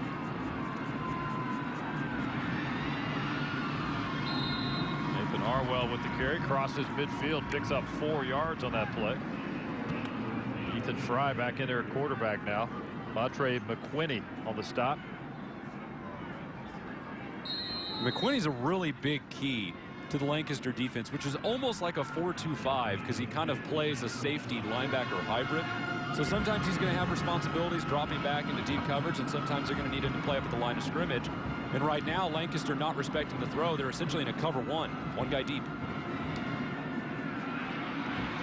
Harwell again gets tripped up, crosses the 45. Denzel Lewis in on the stop, got a little help as well. Austin Eisler and Austin Bryant, that left side of the line for Cedar Park, clearing a little room for him. And since we were talking about averages for the Cedar Park offense, take a look at Lancaster's defense as well. They don't give up a whole lot of yardage-wise. They only give up about 15 points per game, but they only give up 105 passing. So we shouldn't be surprised that this secondary with Dakota Austin and Nick Harvey and all those guys have shut down the passing game. 3rd down and short now. They'll mark it at the 44-yard line. Here's Ethan Fry. He's brought down by Denzel Lewis. And that's enough for a first down. The chains will move for the Timberwolves. But it's going to be tough yardage all the way because, again, Lancaster went with essentially the cover one, which means one safety, more or less, and then everyone else up at the line of scrimmage. I mean, look and run all the way.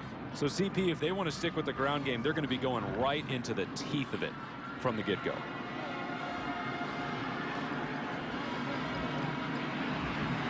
Ethan Fry with the handoff. That's Chris Hutchings, his first touch of the night. Hutchings, a sophomore in this offense. Derek Leonard, Aaron Johnson, Demetrius Davis in on the stop. So Hutchings came in rushing 5 rushing touchdowns, 719 yards on the year. So it's odd to see him get involved this late, but the ground game has always been about Hutchings and Grimm and Harwell and Fry and Middleton and Wilson. They get them all involved. There's Hutchings again. Good contact. Montre McQuinney again. He's a junior, came in 3 sacks on the year. Big time playmaker, strong safety for the Tigers. And CP's in an unfamiliar position. They were that way in the first half, too, trailing, now tied at 7-7. Unbelievable stat. They had not trailed in a game before today in more than 300 minutes of game action. Not since week 8 had they trailed 368 minutes. 3rd and 3, Hutchings in motion. Fry will keep. Fry's not going anywhere. That's Deshaun Hall. Loss of 1 on the play. 4th down and 4 now coming up for Cedar Park. Big decision, too. Because remember, with Grimm out, he's your quick kick punter, too. So it's more than just a quarterback you lose. Now you've got to find another option, sending the ball away as well. And it does look like they're going to punt. Trainers continue to work on Nate Grimm. That is still not a good sign down there on the sidelines. 4th down and 4 for Cedar Park. Ethan Fry will keep it. Brought down at the 32-yard line. Stop is made by Darius Jones. He's right on it. He's right on the marker. He needed to reach the, 31. Let's see where they mark it. He's going to be a little short, I think. I think you're right. He's going to be about a yard short. Timeout for measurement.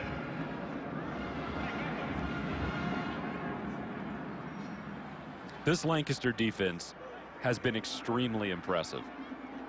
Cedar Park, sure, they're not averaging 40, 50 yards per game.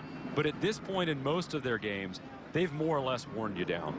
You've more or less run out of dogs to run out there at the linebacker, at the defensive end spots. You're more or less just gassed with all these big power guys for CP. But Lancaster has really shown their stuff, and they get a big stuff on 4th down here. Yeah, about a yard. What, about a yard short? It's about right. Well, Ethan Fry trying to fill the shoes of Nate Grimm at quarterback. Cedar Park tries to dig a little deeper here to get it done with their starting quarterback out right now with that ankle injury. Lancaster has not taken a shot downfield in a while. They've laid off of it for a bit. And Nick Alexander, even though Harvey's the big target, Alexander does average about 18 yards a catch. He could be a good option here. Xavier Caffey in there. One of the slot positions for the Tigers at 14. Prior to the snap, false start by the offense. 5-yard penalty. Still 1st down. Gilbert's just losing his mind over there. Lancaster's really been hit heavy. That's just driving Coach Gilbert crazy tonight. 1st and 10 is tough enough against Cedar Park, okay? 1st and 15 is even worse. All right. Lou Holt showing up on a play card there. In a 0, Mark May admonishing the crowd for some reason. Typical Mark May.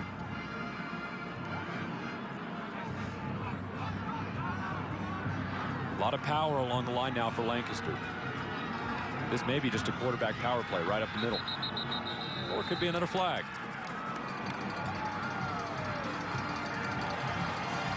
Prior to the snap, false start, offense, 5-yard penalty, still 1st down. Keep pushing back now. Another 5 yards. I guess not everything about defense is tackles and fumbles and interceptions. Just the movement. Movement's really just keeping them off balance. Yeah, the general chaos from the Timberwolves is really causing problems. Now the 1st and 20 all the way back on the 22-yard line. One. That's another one. That's right. It's Hall. He jumped because the defensive line stunted. Yeah. Prior to the snap, false start, offense, 5-yard penalty, still 1st down. Just like that, your drive's pretty much dead. Yeah, you may convert it, but now you're in 1st and 25. Where are you going against a Cedar Park defense who does that? What you have to do is you're going to have to go into a situation where everyone's just looking at the ball. When the ball moves, you go. Just it's unfortunate because you want to see the defense moving, but they can't handle it right now. Marcus Ayers looking for the deep ball around midfield, just past the outstretched arms of Nick Harvey.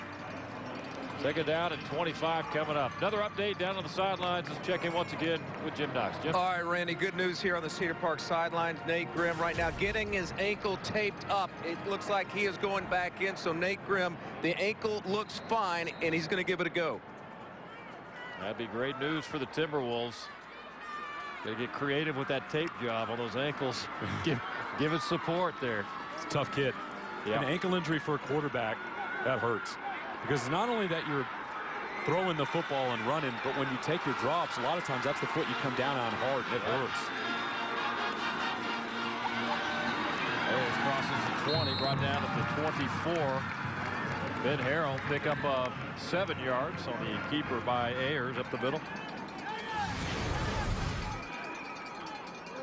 Good pull by 62. Wipes out the man in the middle. Gives Ayers a little bit of room to work. That's Markel Garner.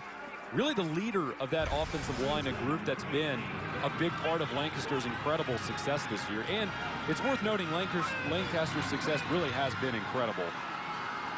I know people just turn on the TV and here they are, but this has been decades in the making, getting this team to this point finally.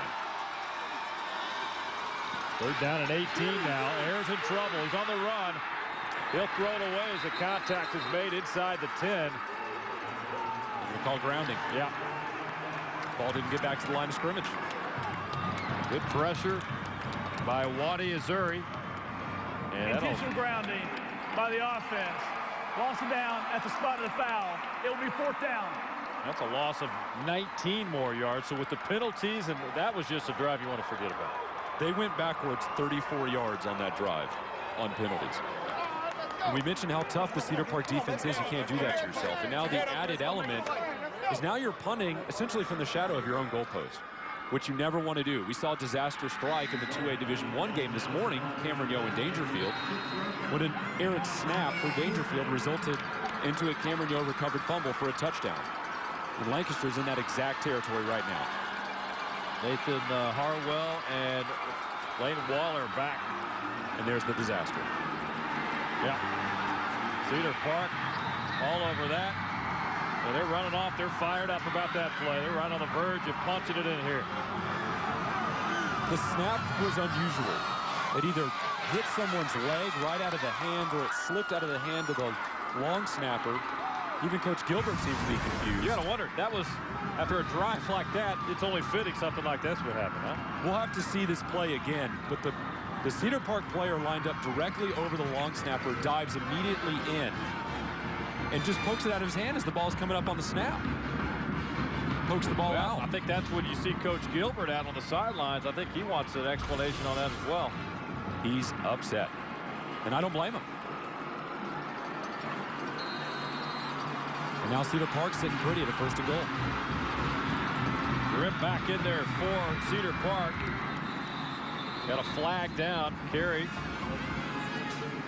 by Mikhail Wilson, but flag is down. Holding call. Offense. 10-yard penalty for the previous spot. 1st down. Good to see Nate Grip back out there, the tape job, and back out there after missing a couple of series. Penalties now 10 for 55. Several on that drive alone. 6 for 39 for Cedar Park, but those false start penalties really catching up with the Tigers. 5 yards in a state title game will kill you. You may be able to get by with 10 for 55 or 6 for 39 in the 4th round as Nate Graham will take a breather, but not in the state title game. 16 now, 1st and goal. Hand off, Harwell. He's tripped up about the 11-yard line. And another flag. Darius Jones.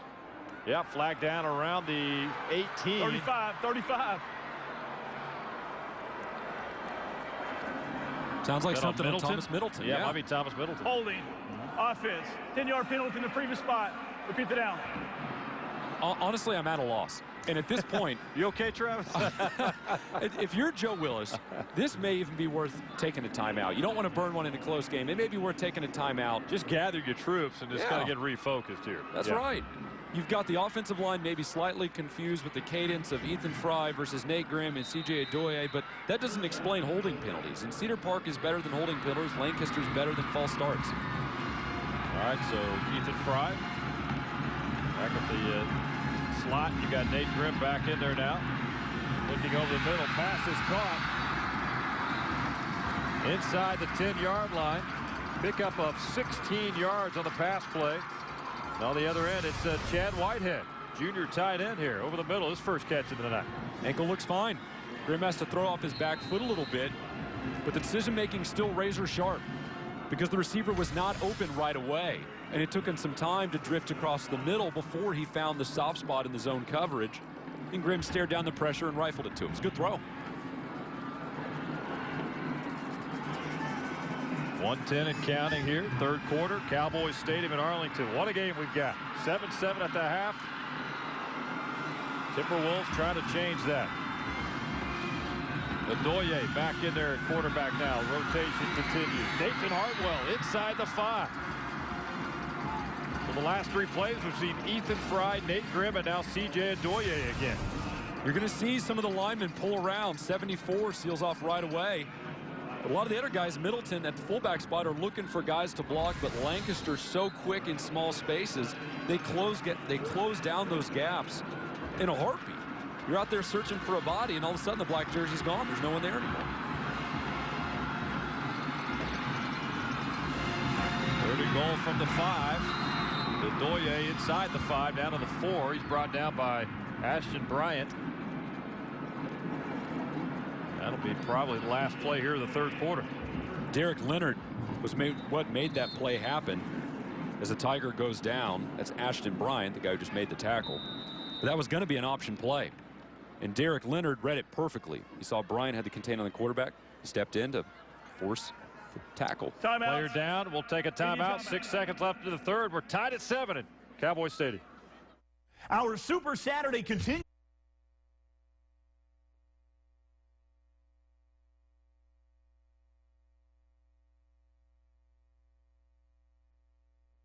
With Angela Hammond. Angela? Hey guys, I just spoke to the trainer and they told me that it is just a cramp. Ashton Bryant will be back in the game. They're just stretching him out right now. Yeah, they need him back out there. Thanks, Angela. Had a good ball game. 9 sacks coming into the championship game tonight. But Chris Gilbert, after that last series, that's just got to drive a coach crazy after those penalty calls. Really hurt him, and now miscue on the snap during the punt play. Now Cedar Park is on the verge of reclaiming the lead here as we go to the fourth quarter. Third quarter in the books. 12 minutes left here at Cowboys Stadium in Arlington. We're tied at 7. Lancaster and Cedar Park. Fourth quarter coming right up. Why is everybody?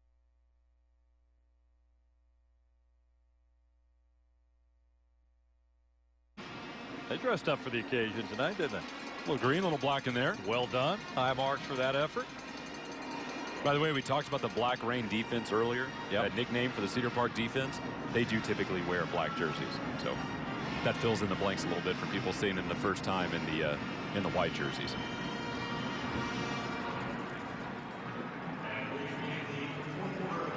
It's a dangerous situation right here, because Deshaun Hall has 3 blocked kicks on the year.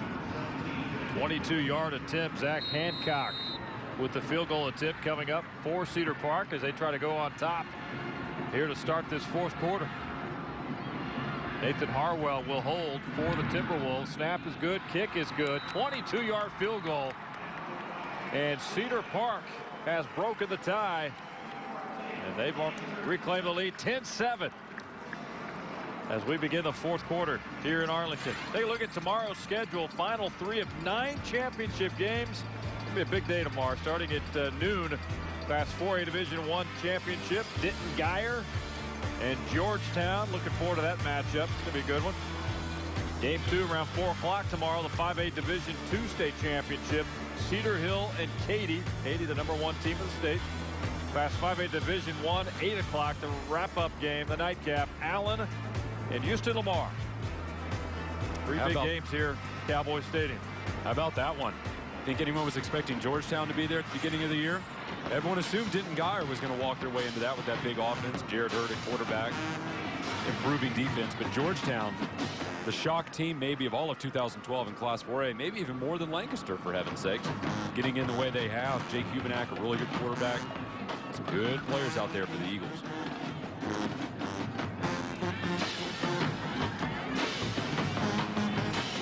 Lancaster band having a little fun here at Cowboys Stadium tonight. It's, you know, you talk about the two teams that are involved. This is big for the bands, for the cheerleaders.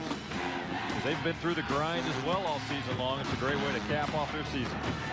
Lancaster especially. They were given a special award this year by Duracell, the Trust Your Power Award, and DeMarcus Ware for the Dallas Cowboys came and presented it to him. Basically a team that had overcome great odds.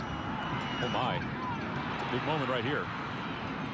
Short kick fielded by Marquise Williams of Lancaster around the 40-yard line. They'll get good field position. Down 3 here. Plenty of time left. And Marquise Williams right now still on the ground. Fielded that around the 36. He's stretched out awkwardly. Yeah. He's in a lot of pain. He may have taken a shot in a bad area.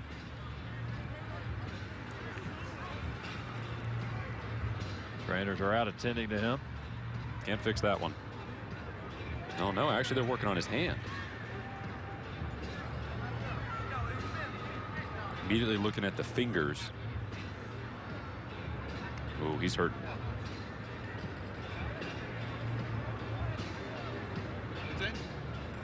But the award we spoke about a second ago for Lancaster, was essentially an award that Duracell was giving out to teams that had overcome great odds to get to where they were in the season. They presented it to Lancaster at the beginning of the year.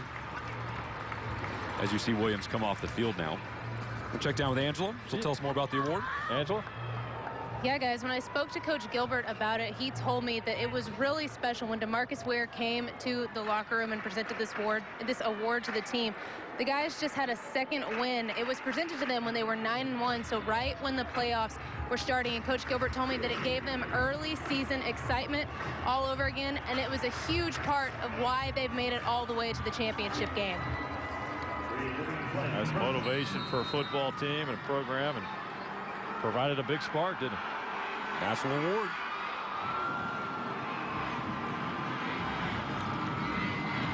Oh my. That's Nick Harvey in trouble quickly. Good pursuit by the Timberwolves. Waldy Azuri again. And Keith Tombe was in there immediately. Well, he flipped over there, Joseph Payton, and his foot almost knocked the helmet off there of Nick Harvey. That's not the way you draw up to be a lead blocker, is to get submarine before you take your first step.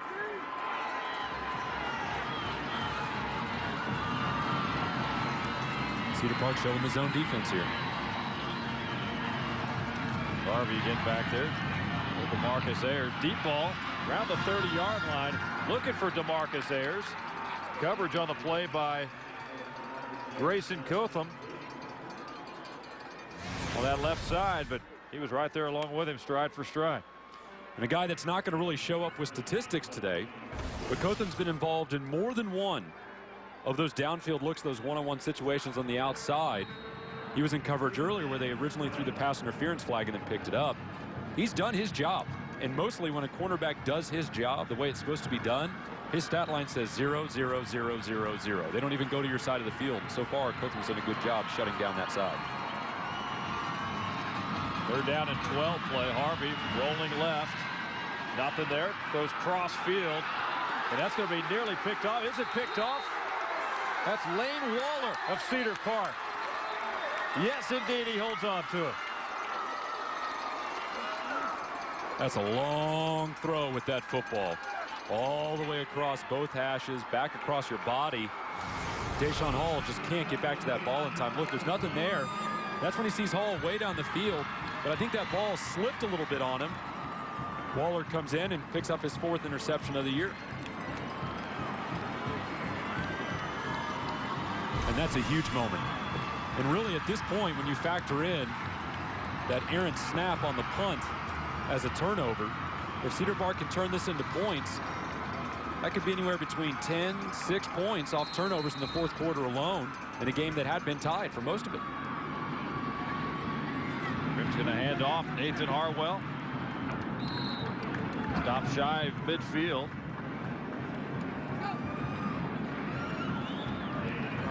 It's getting a little chippy down there. Yes, it is. 10.5 minutes and counting left. State championship on the line here tonight.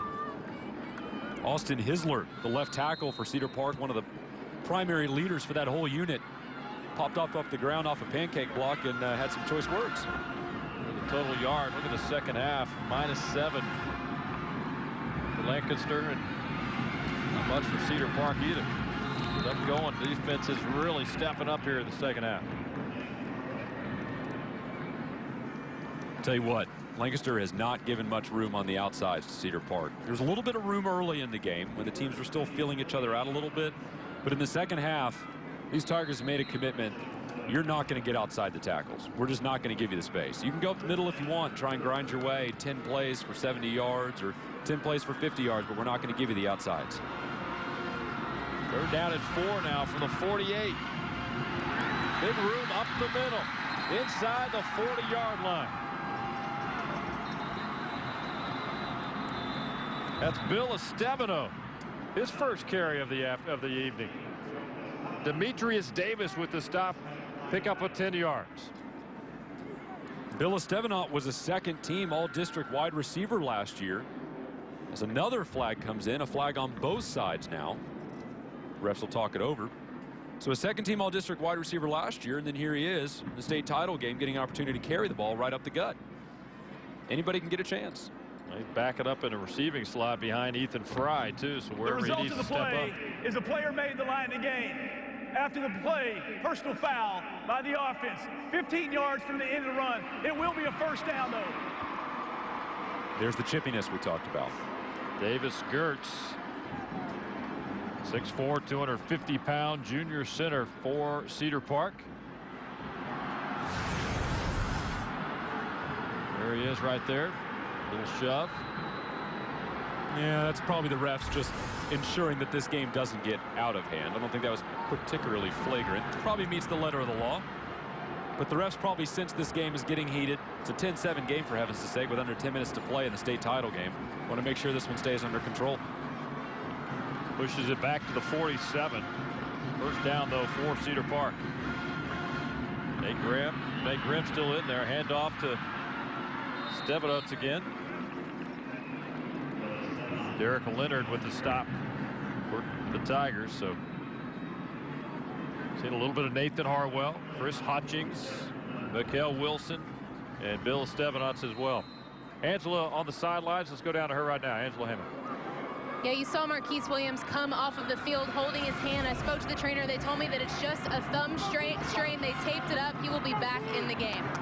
All right, Angela, thanks for that update. State championship game is going to take a lot to stay out. Thomas Middleton, 4 tough yards up the middle.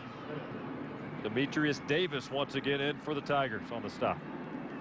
What a luxury for Cedar Park to have so many guys. As you see Brian come off the field again, favoring that leg that cramped up on him earlier. And he's reaching down to hold that calf again. He may have another one coming into play. But what a luxury for Cedar Park to just roll through so many bodies in the ground game throughout the game. I mean, 5, 6, 7 guys with meaningful carries now.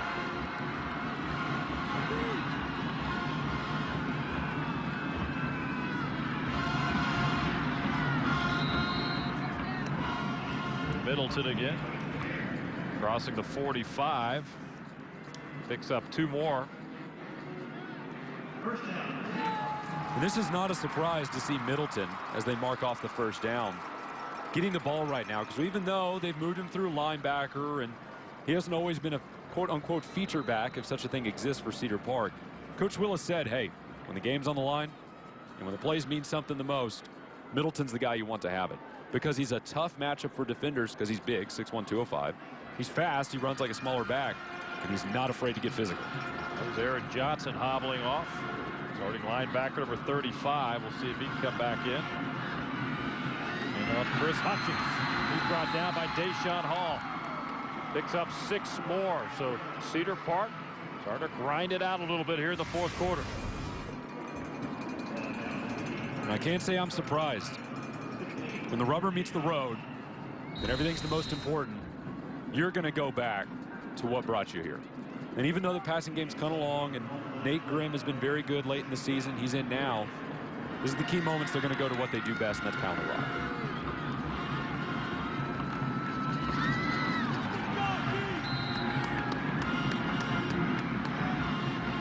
much there for Stevenotz. Darius Jones stepping up. Jones had a pretty good game tonight. Linebackers making a lot of plays for the Tigers. And we're starting to close in on the point where the clock's going to become a serious factor. If Cedar Park kicks a field goal here, that's one thing. If they get into the end zone and they make this a 10-point game, that could be anywhere with 5 minutes left to play. And it's not a lot of time for Lancaster to get 2 scores when it's taken them this long just to get one. They're down at 5 from the 38.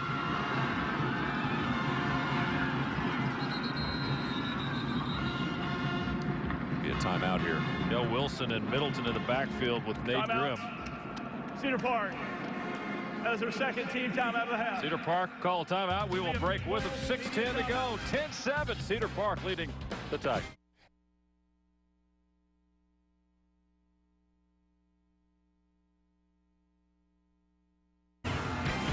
It's a huge play for Lancaster right now. 3rd down. If you can push them into 4th down here, you may be able to keep them out of scoring range. If not, it gets dicey. Eating up some clock time here. Harwell in motion there. 3rd and 5.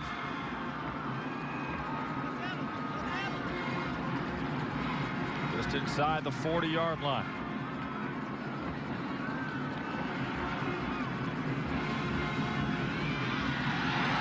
That's Middleton down to the 30. We got a flag down back of the line of scrimmage. And Deshaun Hall emphatically signals that this will be against Cedar Park. Offense, 10-yard penalty from the previous spot. Still 3rd down. Unbelievable. You got a 1st down that's going to put you in prime position to put this game away. Maybe that's the fitting moment. The penalty's going to push him back. And I think the holding penalty largely result that Deshaun Hall, with his speed and quickness and agility, is in the backfield so quickly, the lineman's thinking the only prayer I have is just to hold him and hope no one sees it. Push it back 3rd and 15 now. Back to the 48-yard line. Grimm around the 30, nearly picked off, and there's interference call coming here. Nathan Hartwell signaled to the official, and that flag was already thrown. Dakota Austin was in on the coverage. It was also blatant. Draylon Washington down to number 13. It was blatant. So penalty for penalty. Pass interference. Defense. 15 yards from the previous spot. Automatic. 1st down. CP driving again. Big play here. Never really turned and looked back for the ball. Riding the shoulders all the way out of bounds. And even though CP has played this offense very conservatively for the most part, they haven't looked downfield very much, Randy, if at all. But what time they do, draws a flag. And Draylon Washington, senior, flag on that play. Nate Grimm will continue to stay out there for Cedar Park. That's a fighter, because you know that ankle's screaming right now. Yeah, if you're just tuning in, 2nd half ankle injury to the starting quarterback there, Nate Grimm. Missed a couple of series. Re-entered the football game. They rotated a little bit, but Nate Grimm stayed out there last series and back out there again. Under 6 minutes to play here.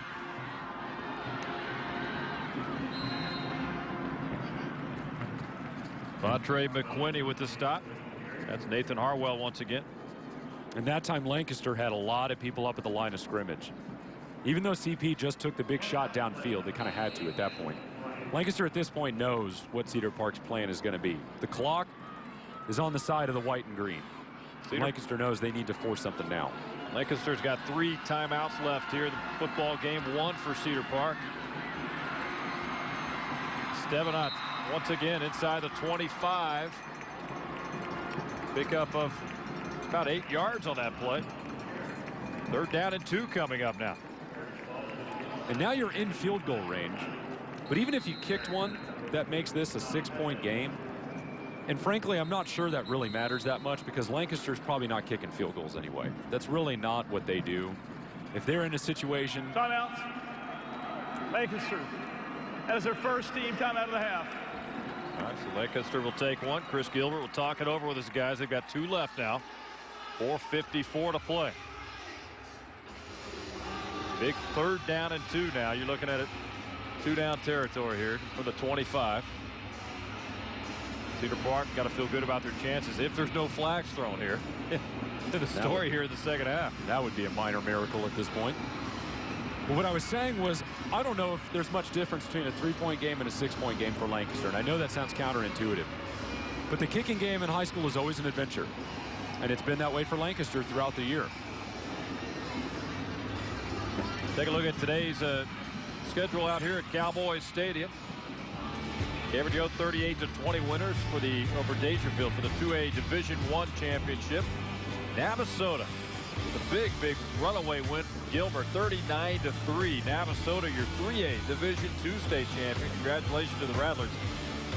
That's 4A Division II, fourth quarter. You're watching it right now. Cedar Park trying to hold on. 10-7 lead over Lancaster. 3 more big games tomorrow here at Cowboys Stadium, starting at noon. Everybody at the line.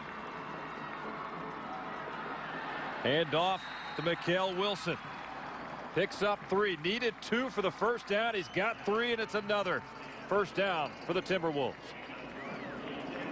Meat and potatoes. With all 11 guys right up at the line of scrimmage for Lancaster, it should be hat for hat. And Cedar Park won that battle. Got him a big first down.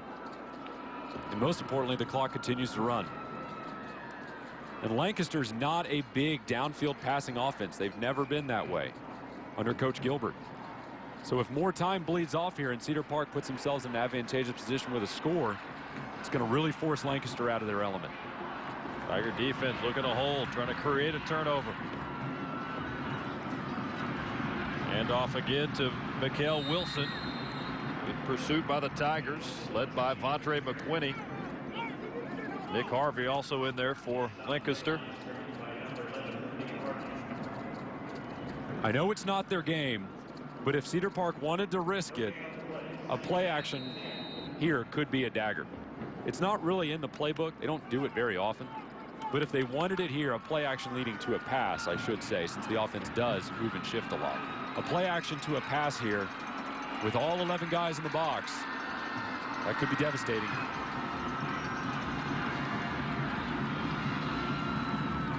Second down and 10, handoff. Chris Hutchings up the middle. How about that offensive line? Cleared room for him. Picks up 9. Big yards by Hutchings. Is this impressive or what?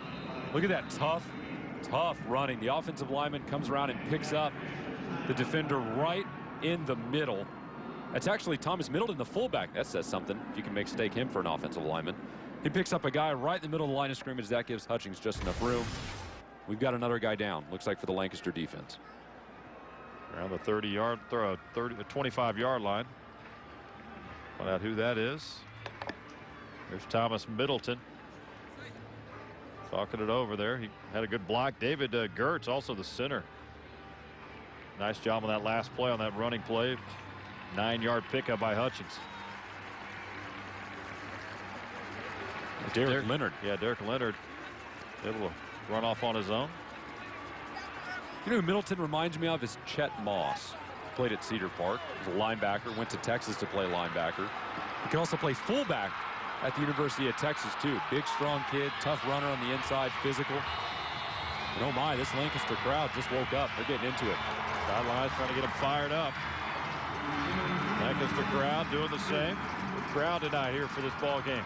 3rd and 2 play from the 14-yard line. Wilson around the left side. He's got running room inside the 5. Touchdown, Cedar Park.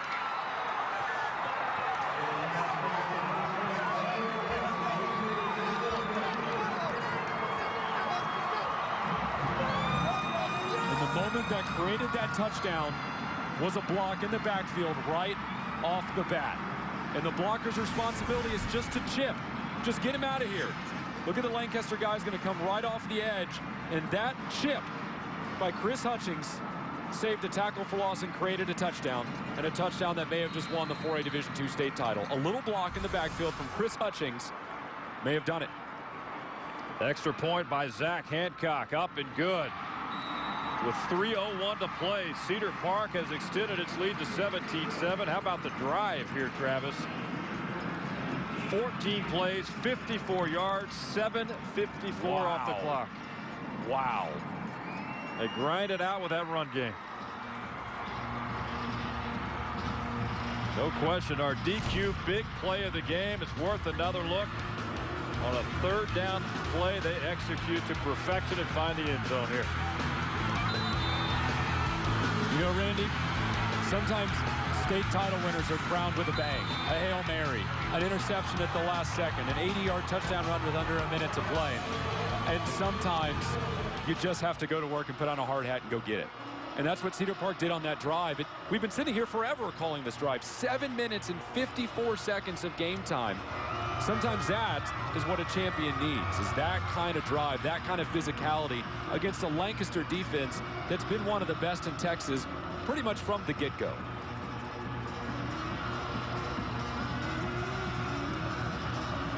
There's more than one way to skin a cat. And today the Cedar Park just wore it down. Timberwolves will kick it off. Zach Hancock back. Xavier Caffey, Nick Harvey, and Roderick Needham. We'll see if it goes that far down. Looks like Needham will take it around the 20-yard line. And he is brought down. Nice open field tackle near the 35-yard line for Cedar Park. Check in now with Jim Knox. Jim. All right, Randy, they are feeling it here on the Cedar Park bench. I tell you what, a lot of celebration going on. Nate Grimm, number 15, what a gutsy performance coming back in the second half with that ankle injury. He was so limping to the sidelines that he had to take a seat. He can barely stand on the sidelines. Great performance by Nate Grimm here in the second half. No doubt about it. He was worked on the sidelines there for, what, 2 series. He had to sit out and watch. Cedar Park try to move the chains. They struggled, but he was able to get it taped up and get back out there. So work to do for Lancaster. 1st and 10 from the 33.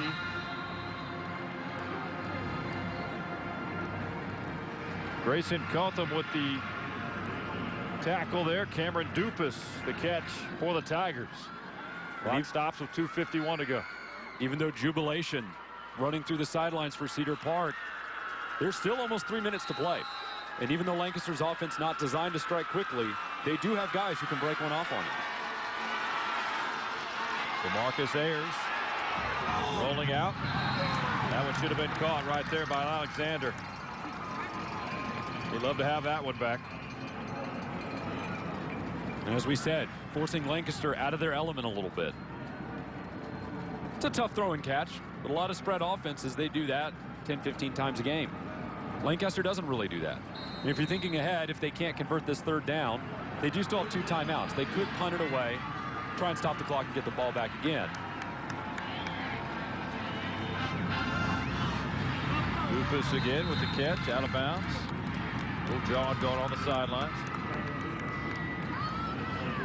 Boy, howdy. Cotham's had a fiery game, huh? That was him on the coverage out there, too. It's hard to be a cornerback against a pistol run game like this. You're going to have to come in and play the run 7 times out of 10. And in those other 3 times, you have to go run down the field and play one-on-one coverage and hope you don't get beat. Good game from the entire Cedar Park secondary, for that kid especially. Down. And another flag is down. False start again on the Tigers. Wow. Prior to snap, false start by the offense.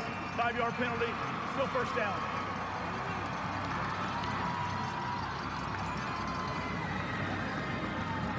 I'm just not sure what you do with it now. You almost just have to grit your teeth and fight through it if you're Lancaster. The adjustments aren't working. You're just going to have to overcome them now.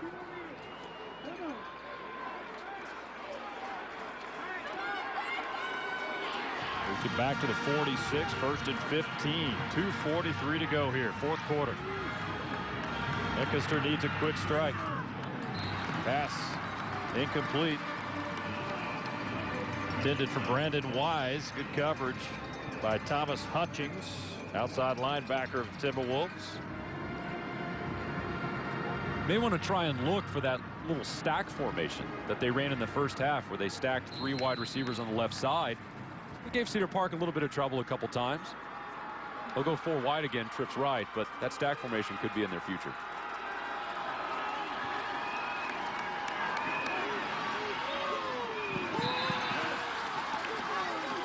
Alexander was the intended receiver again from Ayers. John Angle right there, step by step with him. Quarterback for Cedar Park. And almost the exact same route pattern and result that we saw a couple plays ago, where they rolled to the right and try and pick up that sideline route. And Cedar Park's probably going to be playing the sidelines here, knowing that the clock is their friend, trying to funnel things into the middle. But at this point, just needing a first down, that may be where Lancaster just has to look for the soft spot, even if it is in the middle.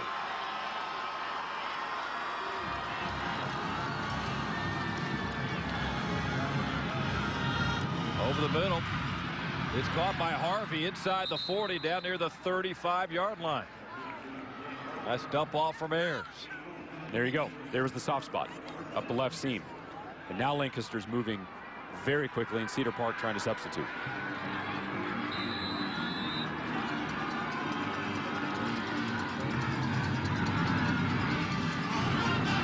Ayers looking for Harvey. Had him open, overthrows him. Good separation there by Harvey. They've attacked that left corner of the end zone on almost every deep throw they've had, and almost every one of them has gone about 2 or 3 yards too long. Just floating a little bit and getting away from him. It was wide open, had him. Yeah, Trevor Spohr who had the coverage there for Cedar Park, but nice cut back by Harvey to get open, but little too much on that one from Ayers. Second down and 10 now from 37.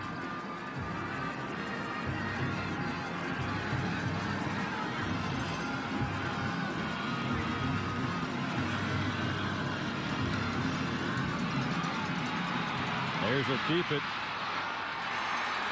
Takes one tackle, picks up a couple extra yards. Picks up 4 on the play. Peter Manikas, middle linebacker. Tackle there for Cedar Park. And that's really worth bringing up. That Cedar Park, their main objective is contain star players. They've done that to Ayers in the ground game.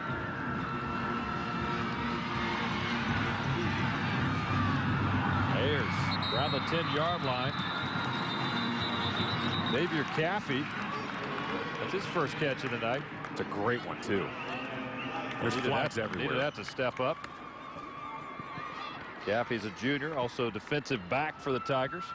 There's a lot of contact around the catch. I think they're going to say pass interference, but Lancaster will probably just decline this. Pass interference by the defense. That penalty is declined. Result of the play is a first down. Watch Caffey. Fights a long ways. And even despite all the contact, yeah, still hauls it in. Nice concentration there by Caffey. You bet. Now Lancaster's in business, Randy. At 42, they need a quick strike here. First and 10. They'll mark it at near the 12-yard line. There's Ayers. Looking for the end zone. He's got his receiver out of bounds. Alexander thought he had a foot in bounds. I thought he did too. That's going to be really close. I thought that right foot came down and hit blue paint. As we take a look at it again. Oh my. Wow. Yeah, it was absolutely in bounds and absolutely a touchdown. There's the left foot. That's a tough break. That's a tough break. With room to spare, I might add, too. Pass intended for Caffey. Is there a flag down? No, that's another. another. Flag doesn't come down. Take another look at this one. Nice job by Ayers to break free. Left foot is in. Tiger fans are going to talk about that one for a long time, depending on the outcome of this game. Yeah, they didn't show that one on the big screen here, but if they would have, we would have heard from the fans. Probably a good decision. Timeout. Cedar Park. That is their third and final timeout of the half. But if you're Lancaster right now, the last thing you can worry about is letting that sink your ship. You're still in a 3rd and 10. You're still right at the goal line. You've still got 1:25 left, and you still got 2 timeouts left. That's a gut punch. Yeah, that hurts. And that's going to bother those guys for a long time. But you're still very much alive here. Checking now with Angela Heyman with another update. Angela? As Coach Gilbert told me that DeMarcus Ayers is a playmaker. He's not your typical quarterback, but he said the most important thing about him is he has great football instincts. He told me that he plays PlayStation a lot, and he's always trying to come up with new plays to add to the offense. He's a great assistant coach. If there's ever a time when the Tigers need him to step up, it's right now. Thank you, Angela. Yeah, minute 25 to go. That was the time. Big third down coming up for Lancaster. Looking at a 17-7 deficit. They need a score and need a turnover after that. Here we go. Good play drive so far. 56 yards for the Tigers. Ball's on the 12-yard line. Oh, right through the hands of loose ball. Cedar Park is going to recover.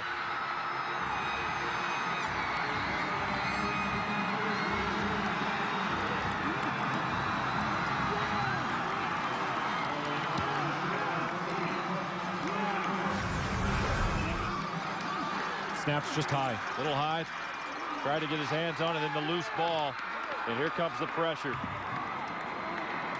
Benikas jumps on it for the Timberwolves. With 1:18 to play here. Lancaster does still have 2 timeouts. There could be an opportunity to get this ball back with a couple seconds left, but down by 2 scores. Almost irrelevant.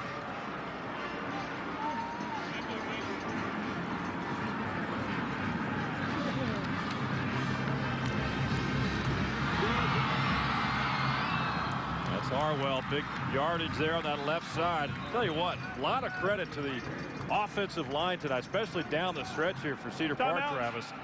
In particular, that left side, Austin Bryant. That's the second time out of the half. And Austin Heisler as well. They delivered when it counted. They really have. That drive in the 4th quarter. Oh, nearly 8-minute drive. It doesn't make for near as much fun of a story with some incredible Hail Mary or some Stanford play at the end. Right. But a drive like that, 7:47 gone off the clock, double-digit plays, 50-plus yards, capped by a touchdown. You had to overcome a big penalty in the middle of it. Like I said, it doesn't make for a great story around Texas. But Cedar Park people are going to remember that for a long time, and they should, because that was an offensive work of art. Doesn't always have to be pretty, just has to count. Our Ford built-top player of the game, Mikael Wilson, he has stepped in for Cedar Park. Of course, the go-ahead touchdown. Actually, extended the lead here in the 4th quarter. They're already leading 10-7, made it 17-7. Capped off that drive we were just talking about. 8 carries, 52 yards. Nice little average there for him, and of course, the biggest touchdown, and he'll never forget that one.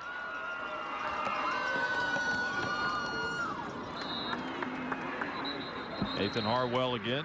Stop made by Dakari Wilson. Some emotion on that Lancaster sideline. That's their 3rd and final timeout of the half. That's going to do it. Knees from here on out. Clock's going to run out.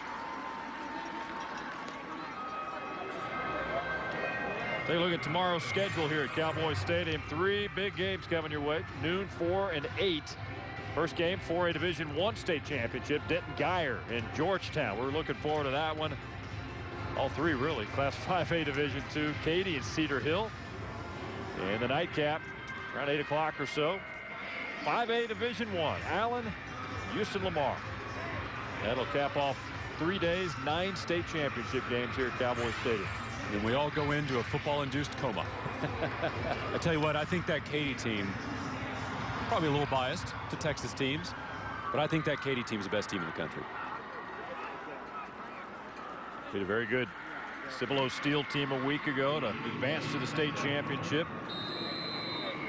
We're talking with Cedar Hill this week. They're excited about the opportunity against Katy. I feel like they match up well with these guys. Be a lively atmosphere here tomorrow. Always is. Full day of football here at Arlington. if you're around the neighborhood, just hanging out in Dallas, don't have anything to do, come be a part of it. Tell you what, if you haven't taken part in a the UIL high school football state championship experience, you've got to do it. But if you're a football fan, it's a great environment here. Big crowds coming tomorrow. Cedar Park watches the clock tick away. Under 30 seconds for the state championship. You see Nate Grimm there, the quarterback, gutted it out here in the second half when he went down with that ankle.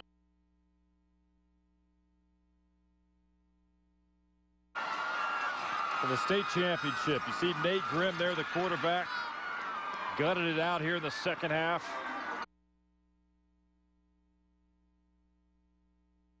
For the state championship, you see Nate Grimm there, the quarterback, gutted it out here in the second half when he went down with that ankle injury. Led the way on this drive that was nearly 8 minutes. He can barely walk right now. By the offense, 5-yard penalty, still third down.